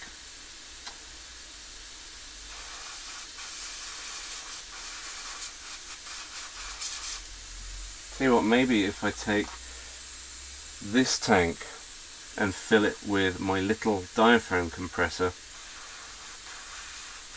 take twice as long to, well, 10 times as long to fill it.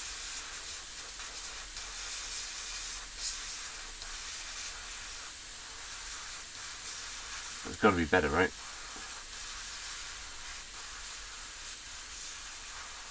And we've lost pressure. Okay. So let me just tip this out in here. Oh wow. That is not going in there. This is, I thought this was just ordinary dirty paint water, but it's not. It's latex paint water from the Predator Dreadlocks. So no thank you. I will do it in here. Bear with me a minute while I do a quick clean. I don't want to ruin the airbrush by leaving it to dry.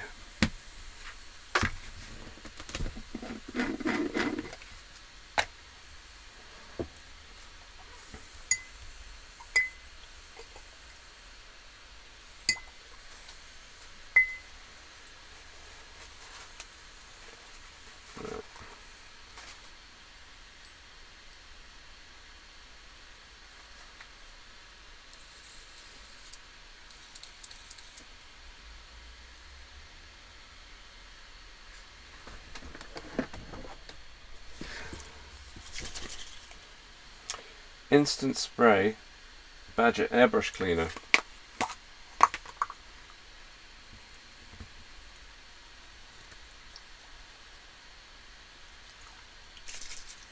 and that's run out of propellant. That is just an empty a can of nothing. Hang on, how many have we done? 1, 2, 3, 4, 5, 6. We missed one. Right, he's not getting done today. Is he? No, no, no, he's not. Right. Let's just clean this out. That's fine.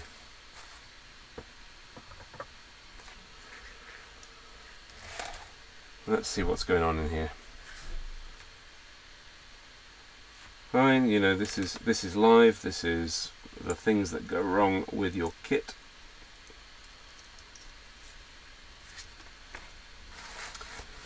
Airbrush needle. Clean that a little bit.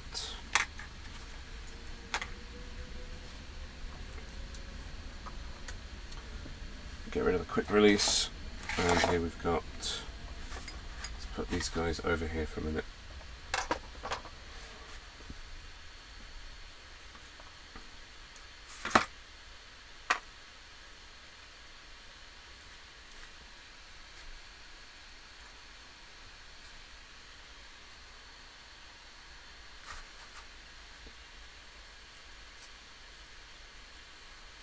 That should be fine. There shouldn't actually be anything inside this bit here, because that's where the needle, the nozzle, goes into. Let's give that a good scrub.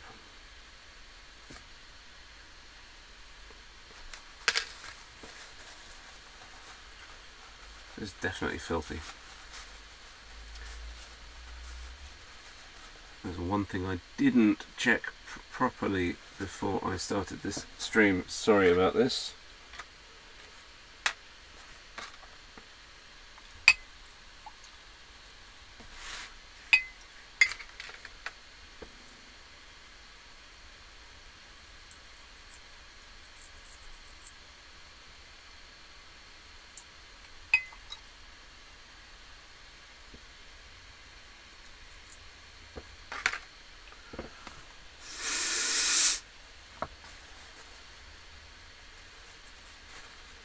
It's basically a kazoo, right?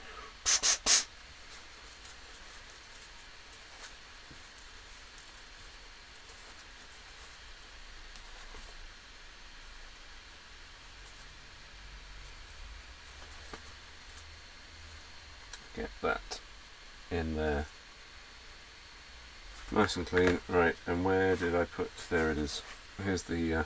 This is the nozzle. Good thing about the Infinity is it's not bulletproof, but it is easy to break down, and it's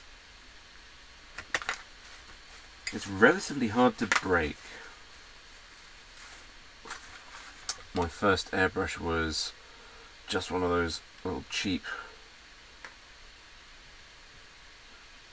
don't even know, unbranded Chinese airbrush that you get. Some people, you know, include them with an air compressor.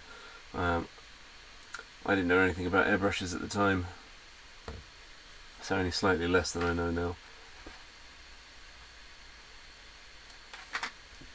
And it came with a spanner, and I fitted the spanner on, you know, and I broke seals, and I over tightened things, and it was not a success. Still managed to paint a good few things with it, but that thing clogged more often than this has today.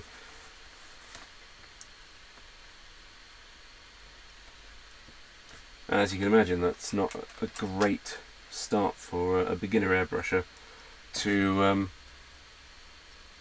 understand the intricacies and fun. Actually, it is fun when you're airbrushing. It's a brilliant tool.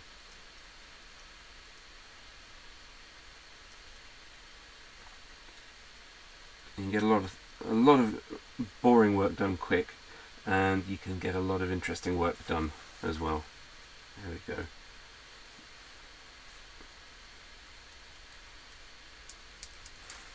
So that should be good as new. There's still a little bit of crap on the tip there.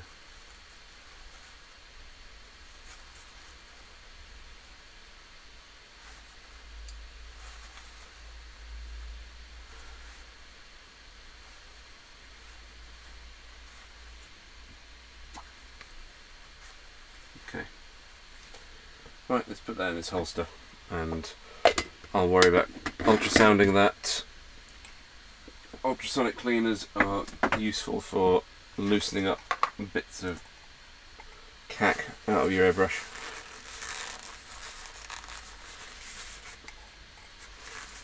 Okay, so now you can see we just have a cardboard thing.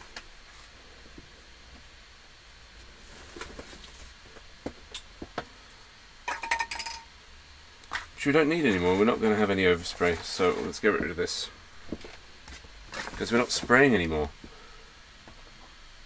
I'll bring these guys back into frame. Another little bit of this, and I'll get the wet palette running as well. You see the wet palette?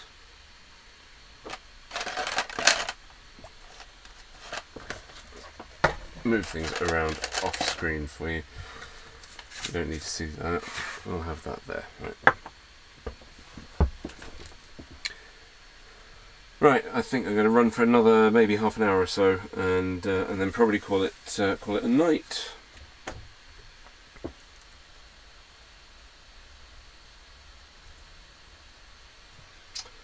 So who's still with us?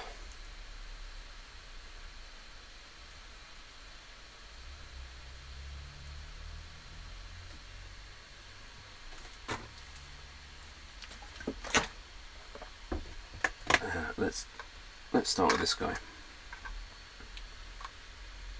when he's dry.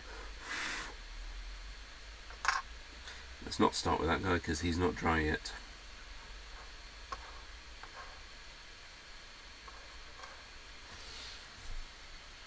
Right, so I guess then, because the airbrush is playing up, we're not going to do the cloak. I was hoping actually to show you a little bit of airbrushing reds through cloaks, but I'm not going to do that today. It's all still a little bit sticky. He's still too shiny.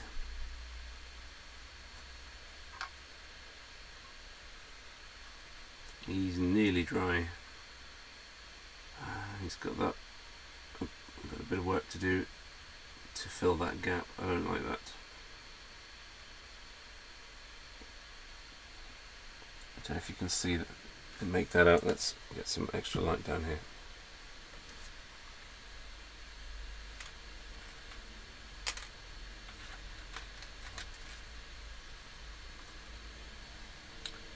Just here, you can see that line there is so we'll put him aside.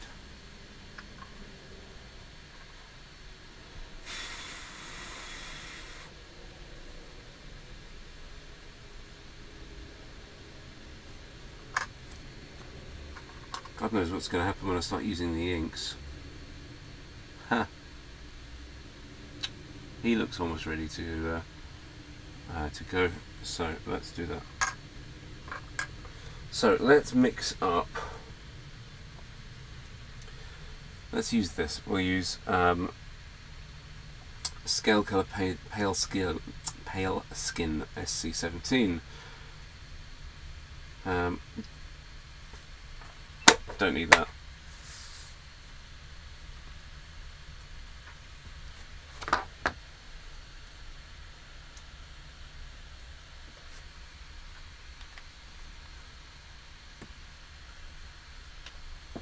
So let's have a look.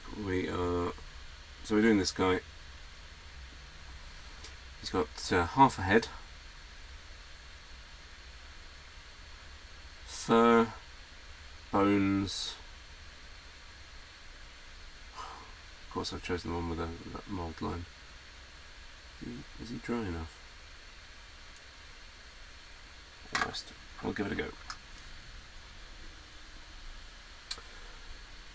So actually, I want quite a stiff brush.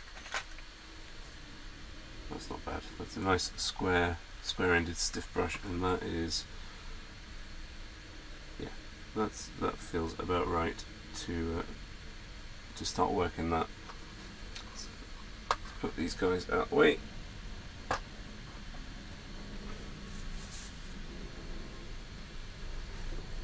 Okay, let's get a little bit of paint on here.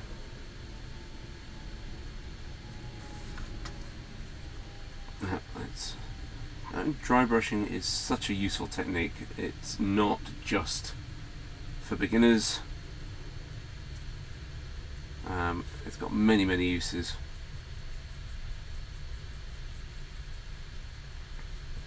But always, when you think you've got it all, keep wiping more off. Let's test this down on the base first. Yeah, I think that's about right.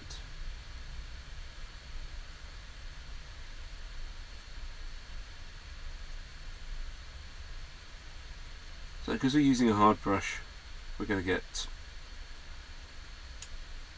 quite a dusty look. I'm just going over the whole thing for the minute. Even the fur.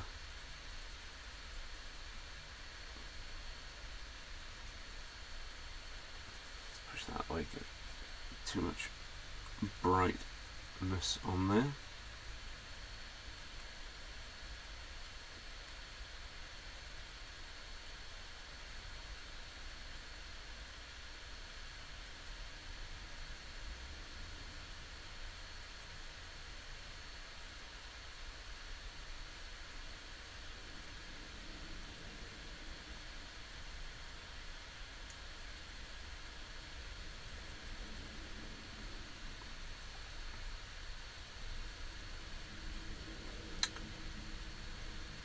This is fun. Just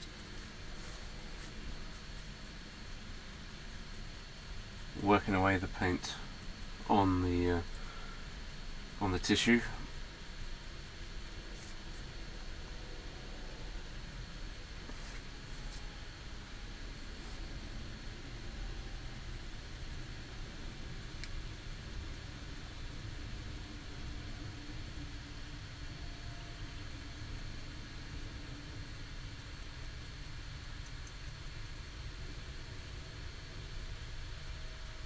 Right, that's very flimsy actually there.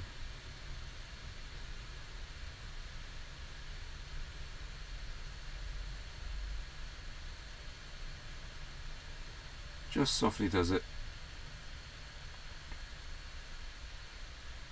I mean, any harder pressure and you're liable to snap off that shield. You don't want that. It's literally being held on by that elbow joint.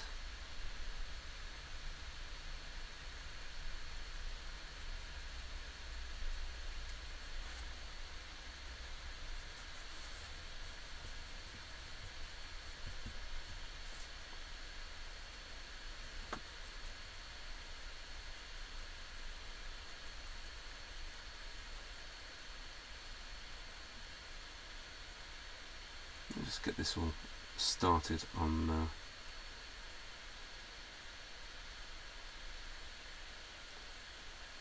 essentially just blocking these colours in. Now what colour are we going to do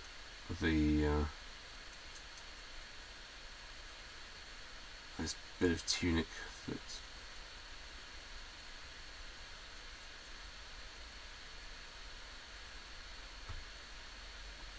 a bit more pelvis.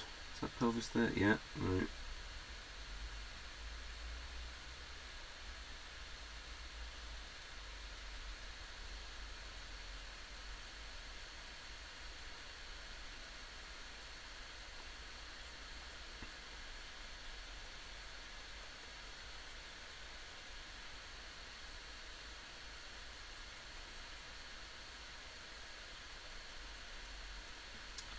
Okay. Well, so my plan of doing loads of these dry brushed isn't going to happen either. It's a little bit more humid than it's been, and the paint's still not completely dry on all of them.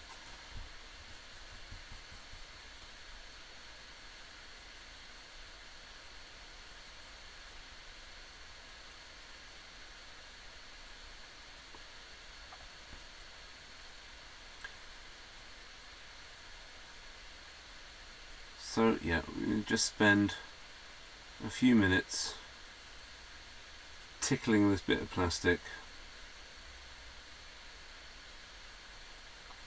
with the dusty pigment of this paint.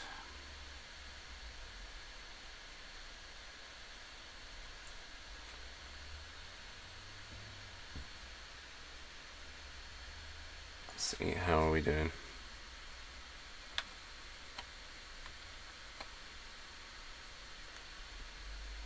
You see that okay? I don't like my FaceTime camera. Sorry about that. It refuses to stick to one exposure.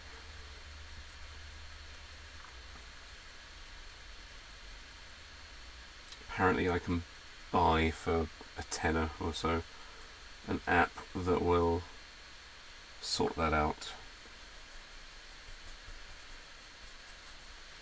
So maybe I'll do that.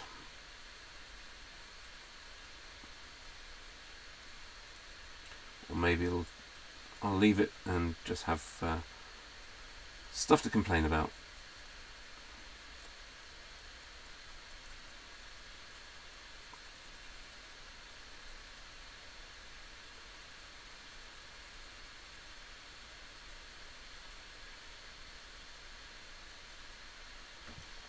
Okay, I think I'm going to leave the dry brushing there for a little, just for now.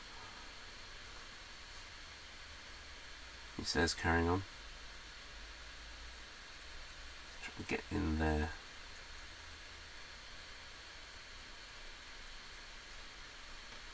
Okay.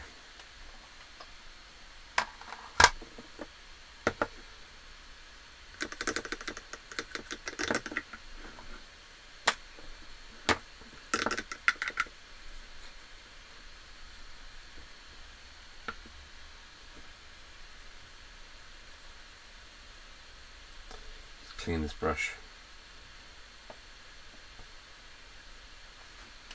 I'm not going to use brush soap on the same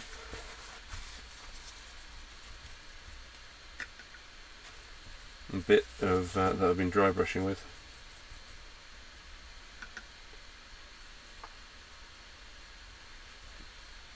Yeah, I can't see that again. Basically I've just got the soap, I'm just working it around and rinsing it off.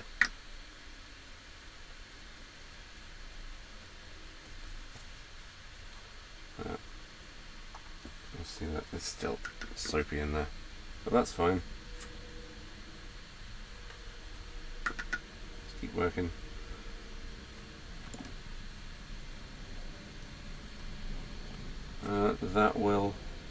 That will do. Pig, that will do.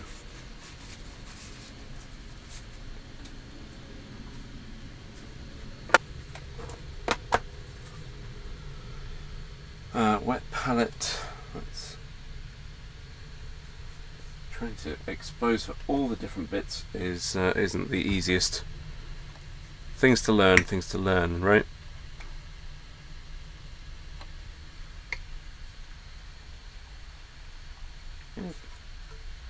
Excuse me. So this guy then, who's nicely out of focus, should we? I'm going to be working on him up here, I think. So let's change that focus.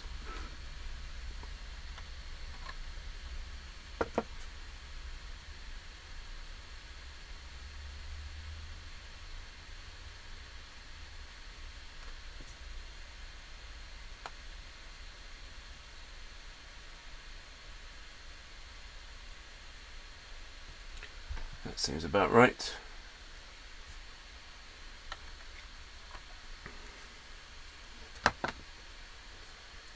Okay, so looking at the pictures of that the heavy metal team have done, this is this guy at the back, and that's an unexciting blue-grey.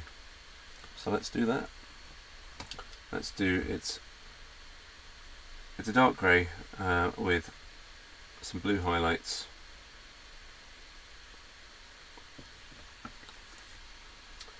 So what we want is this one, the German grey.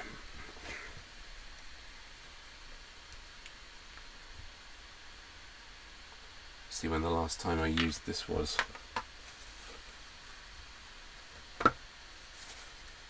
Ugh.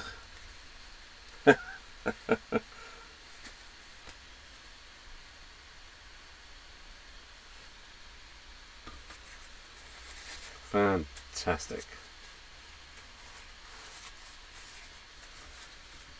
Going through paper towels quicker than a teenage boy. Right.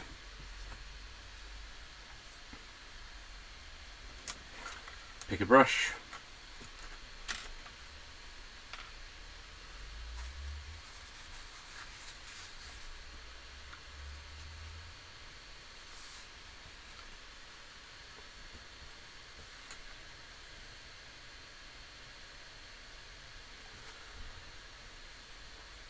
So as I said, we'll just block these colours in.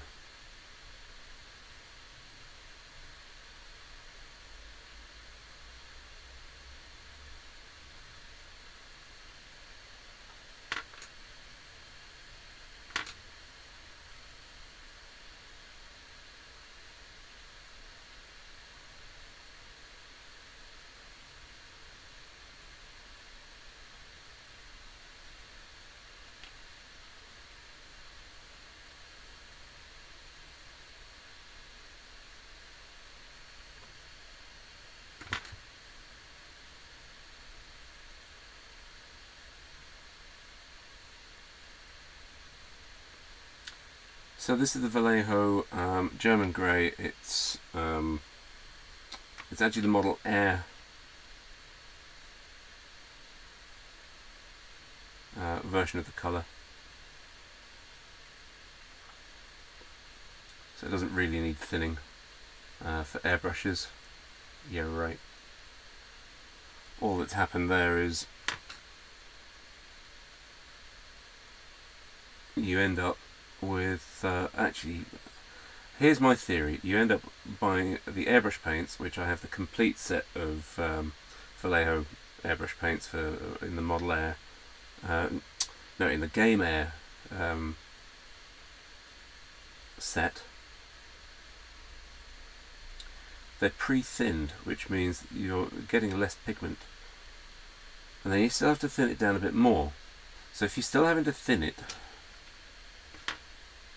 might as well buy the regular model colour, thin it as you need to, even in another dropper bottle if you have to. Get it to the consistency you want. You'll end up with more paint for the same price because you're starting off with a thicker paint, so you need less paint and more thinner or medium or flow improver or whatever you're using. But you'll get more bang for your buck.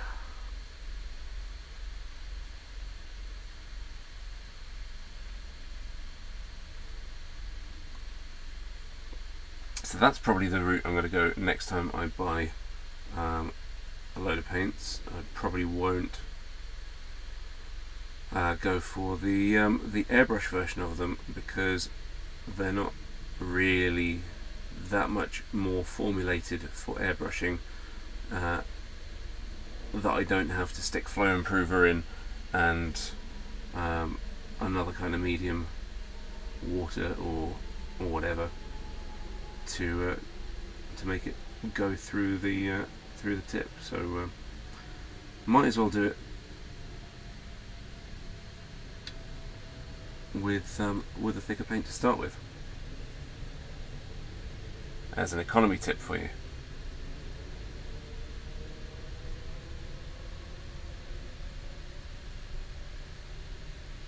Okay, well,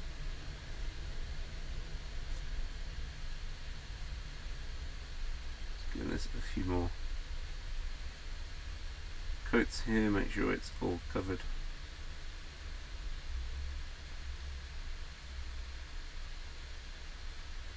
And there's his pelvis, but there's a bit sticking out the back there of,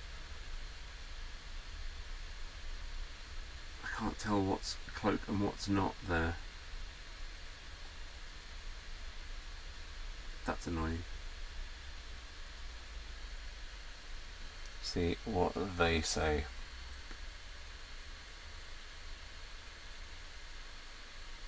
That whole bit is painted like it's covering the pelvis. Okay.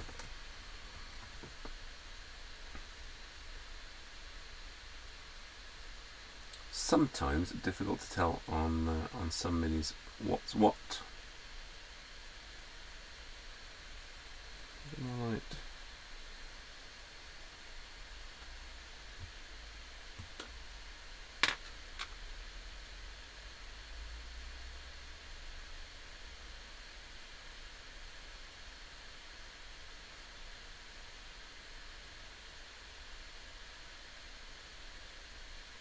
I think that'll do there for now.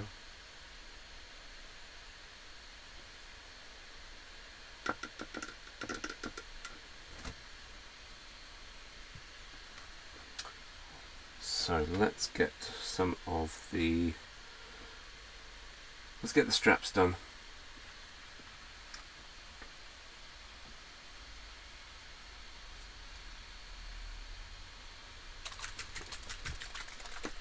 Beastie Brown.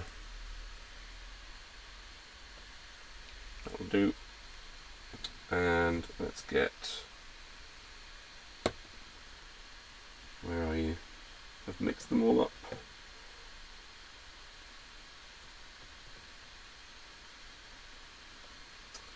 And charred brown.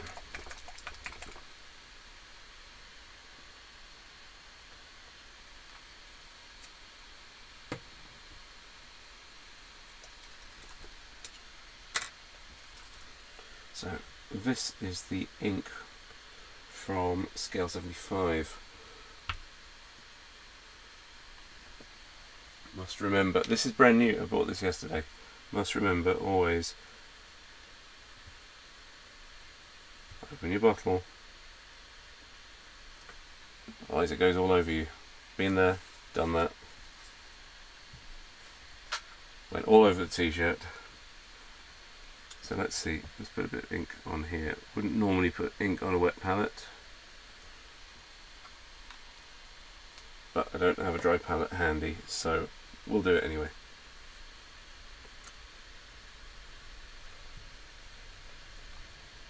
See how does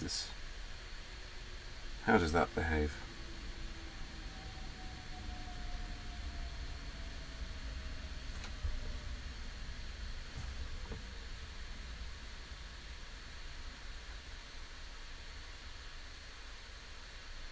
Use that ink to glaze the belt straps.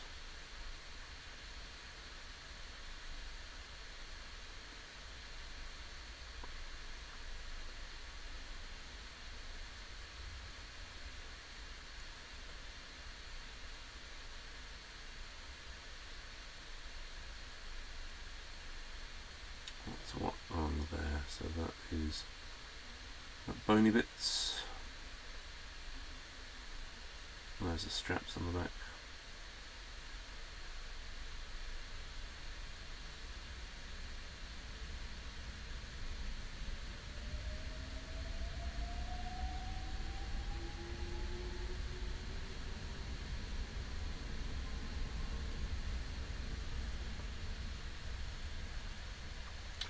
So what else do we want to do? Let's a bit too much water there, but let's mix some of that chestnut with the, what shadow is that?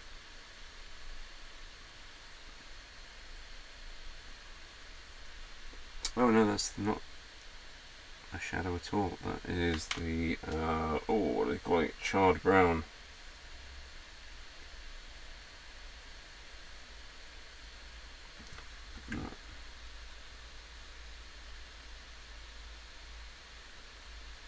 A slightly different hue.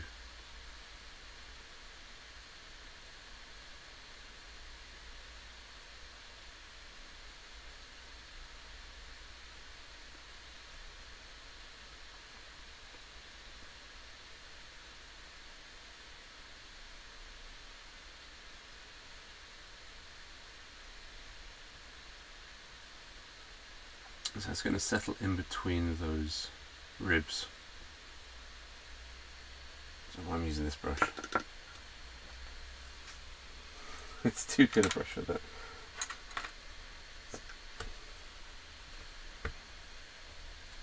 Look at me, I've got Winsor & Newton Series 7, I want to use it all the time. I spent good money on that.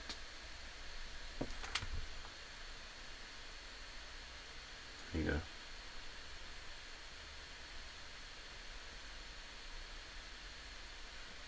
We'll be picking out the highlights on these ribs soon.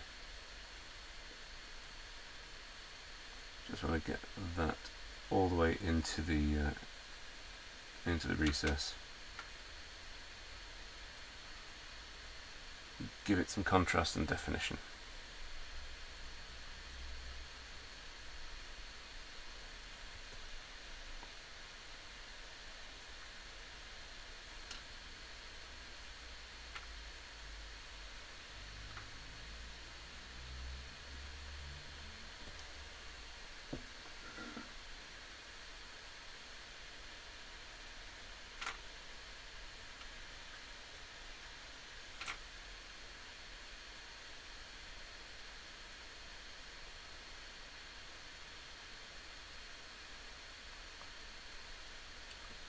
Oh, back over here. You can see that it's settling in the recesses in the gaps. It's not sticking too much to the top surfaces of the bones, and that's what we want. For sure, that's what we want.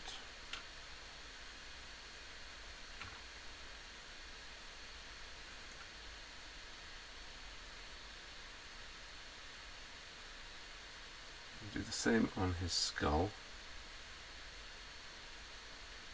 I keep calling it him. I assume him, right?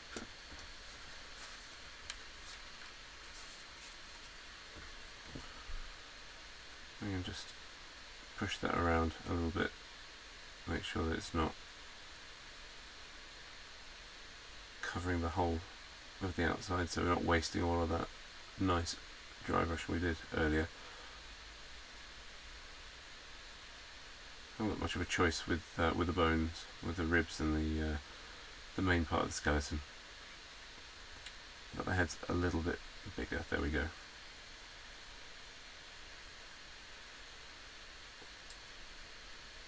Okay, so let's now do some fur.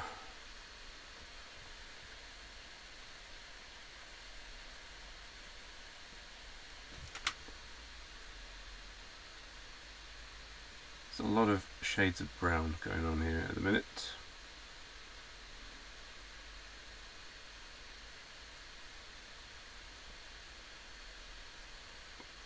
And most of it is controlled washing, glazing, filtering. There's so many different names for this. Maybe I'm getting the names wrong. It doesn't really matter. It's thin, very thin paint.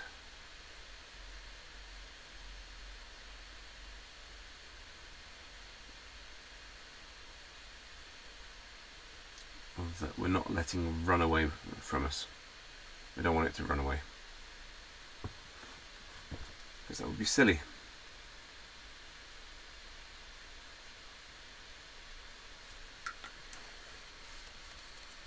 Right, missed a little bit of German grey there.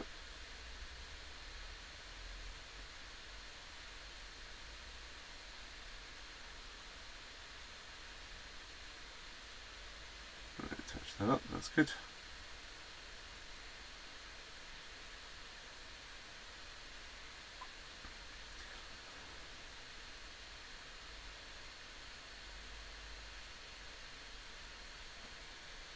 Ah, that's looking pretty good already. Okay. I'm annoyed at myself for not sorting this. I don't know if you can see that on camera. There's a thin mould line there.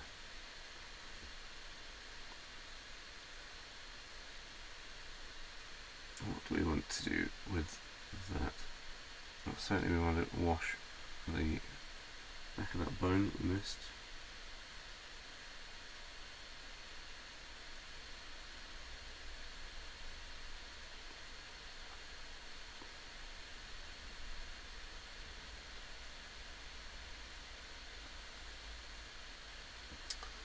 So they're suggesting that the back of these shields is almost black.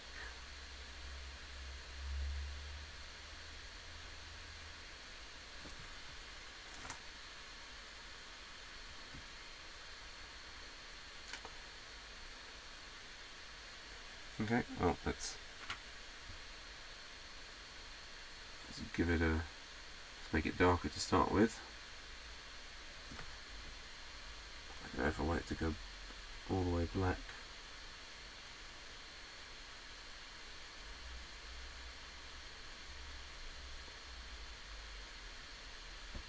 Let's just push that ink around a little bit more.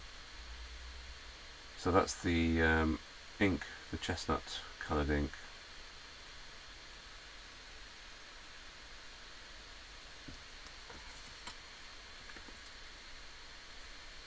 Let's see, what have we got?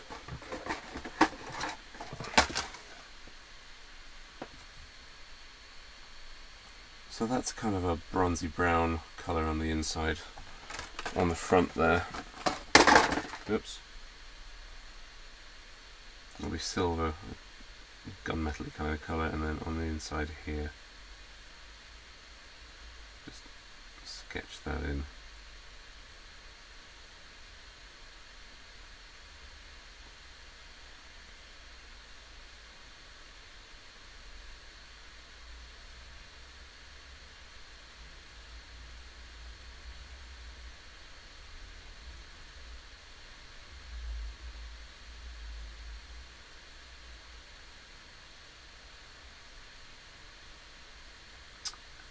And I think I'm going to call it a day for now.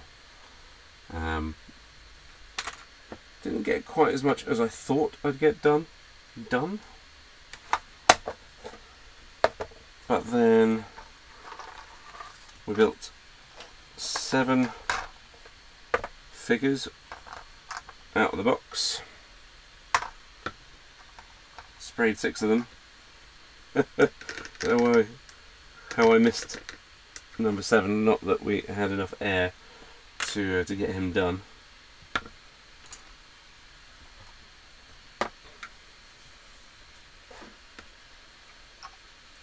So I'll take another quick look at these guys.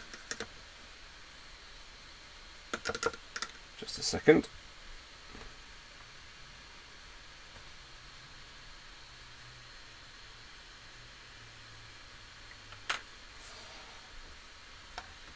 So we'll start with this fella in his superhero landing pose.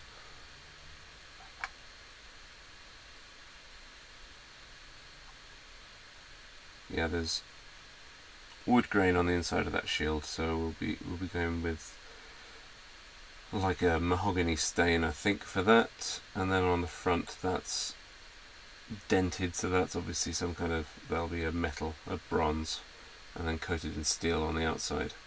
So we'll try and take some sort of real life medieval Bronze Age-y kind of weapon production thing for that. He's got a probably grey, same as Chappie we've just done.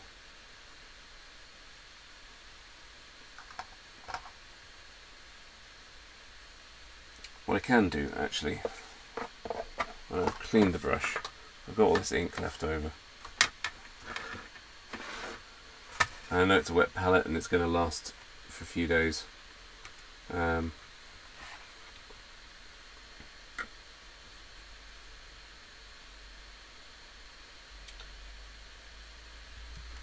let's start shading this before we do the dry brush.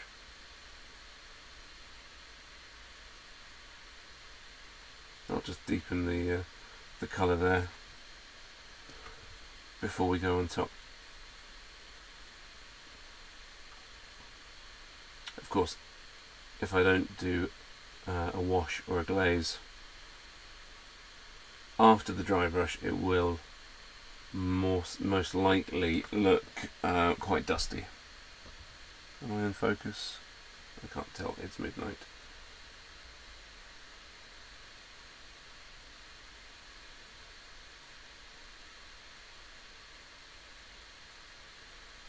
So if you're still with me at this point, whether with me live,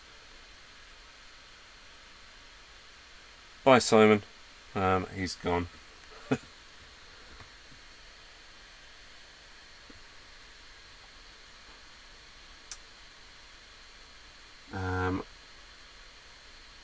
Or if you're watching this back on a recording, if you've made it this far, even if you've scrubbed through loads, thank you. Thanks for watching.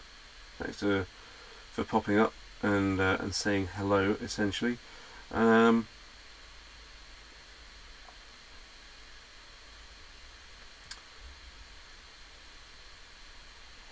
So if you want to see more of this kind of stuff, drop me a line, leave me a comment, tell me how brilliant I am, preferably to how rubbish I am, although we both know what the likelihood of that is. YouTubers, eh? Is this dry? Yes, hooray.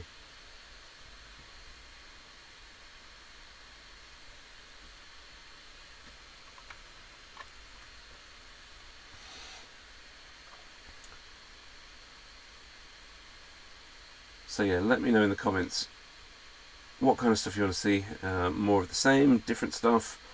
I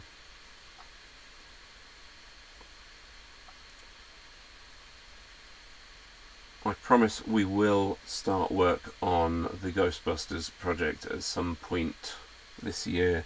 I've had so many other things going on that have taken priority, and I haven't got around to it yet. We will also be finishing at some point the Ready Player One Ecto 88 DeLorean mashup.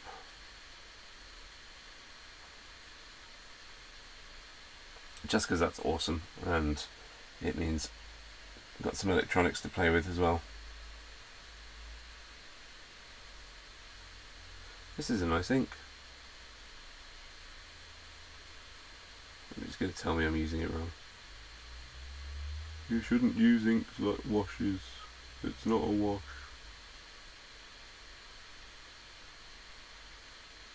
Not using it like a wash. I'm using it as a tint. Just washing it like a tint. And we've nearly run out on the palette of this stuff, so when it's gone, and I won't bother refilling it today. So as I said, leave me a comment if you've stumbled across this and you aren't already a subscriber. Hit the subscribe button, it's somewhere up there. Bang on the bell as well, so you can get notifications when when something new comes out. I know I haven't posted in a little while, haven't recorded any new videos. Do also be sure to follow me on Twitter and Instagram at Mini Model Paint on both.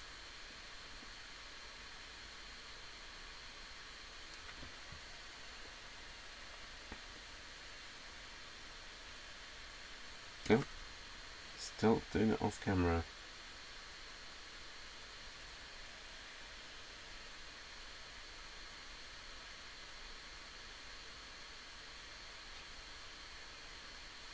I'll just pick up some of that grain in there, treat it like a wash now, because it's more or less run out on the palette. So yeah, Twitter, Instagram, Mini Model Paint. Hit subscribe. Drop me a comment. And if you're about on podcast land, do have a listen.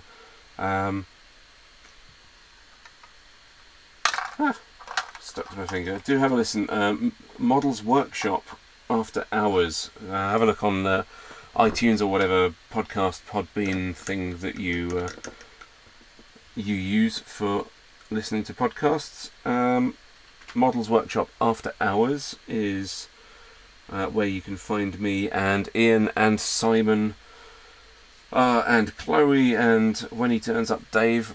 And when we're not recording, you'll hear Larry and Yeji Clint, Gildy and Jim, the venerable James Wapple of the painting fame. Very honoured to have him on our podcast.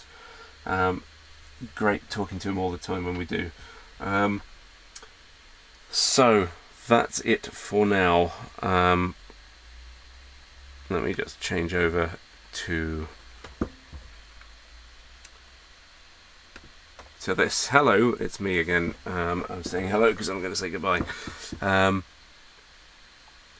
Thank you again for tuning in, and goodbye.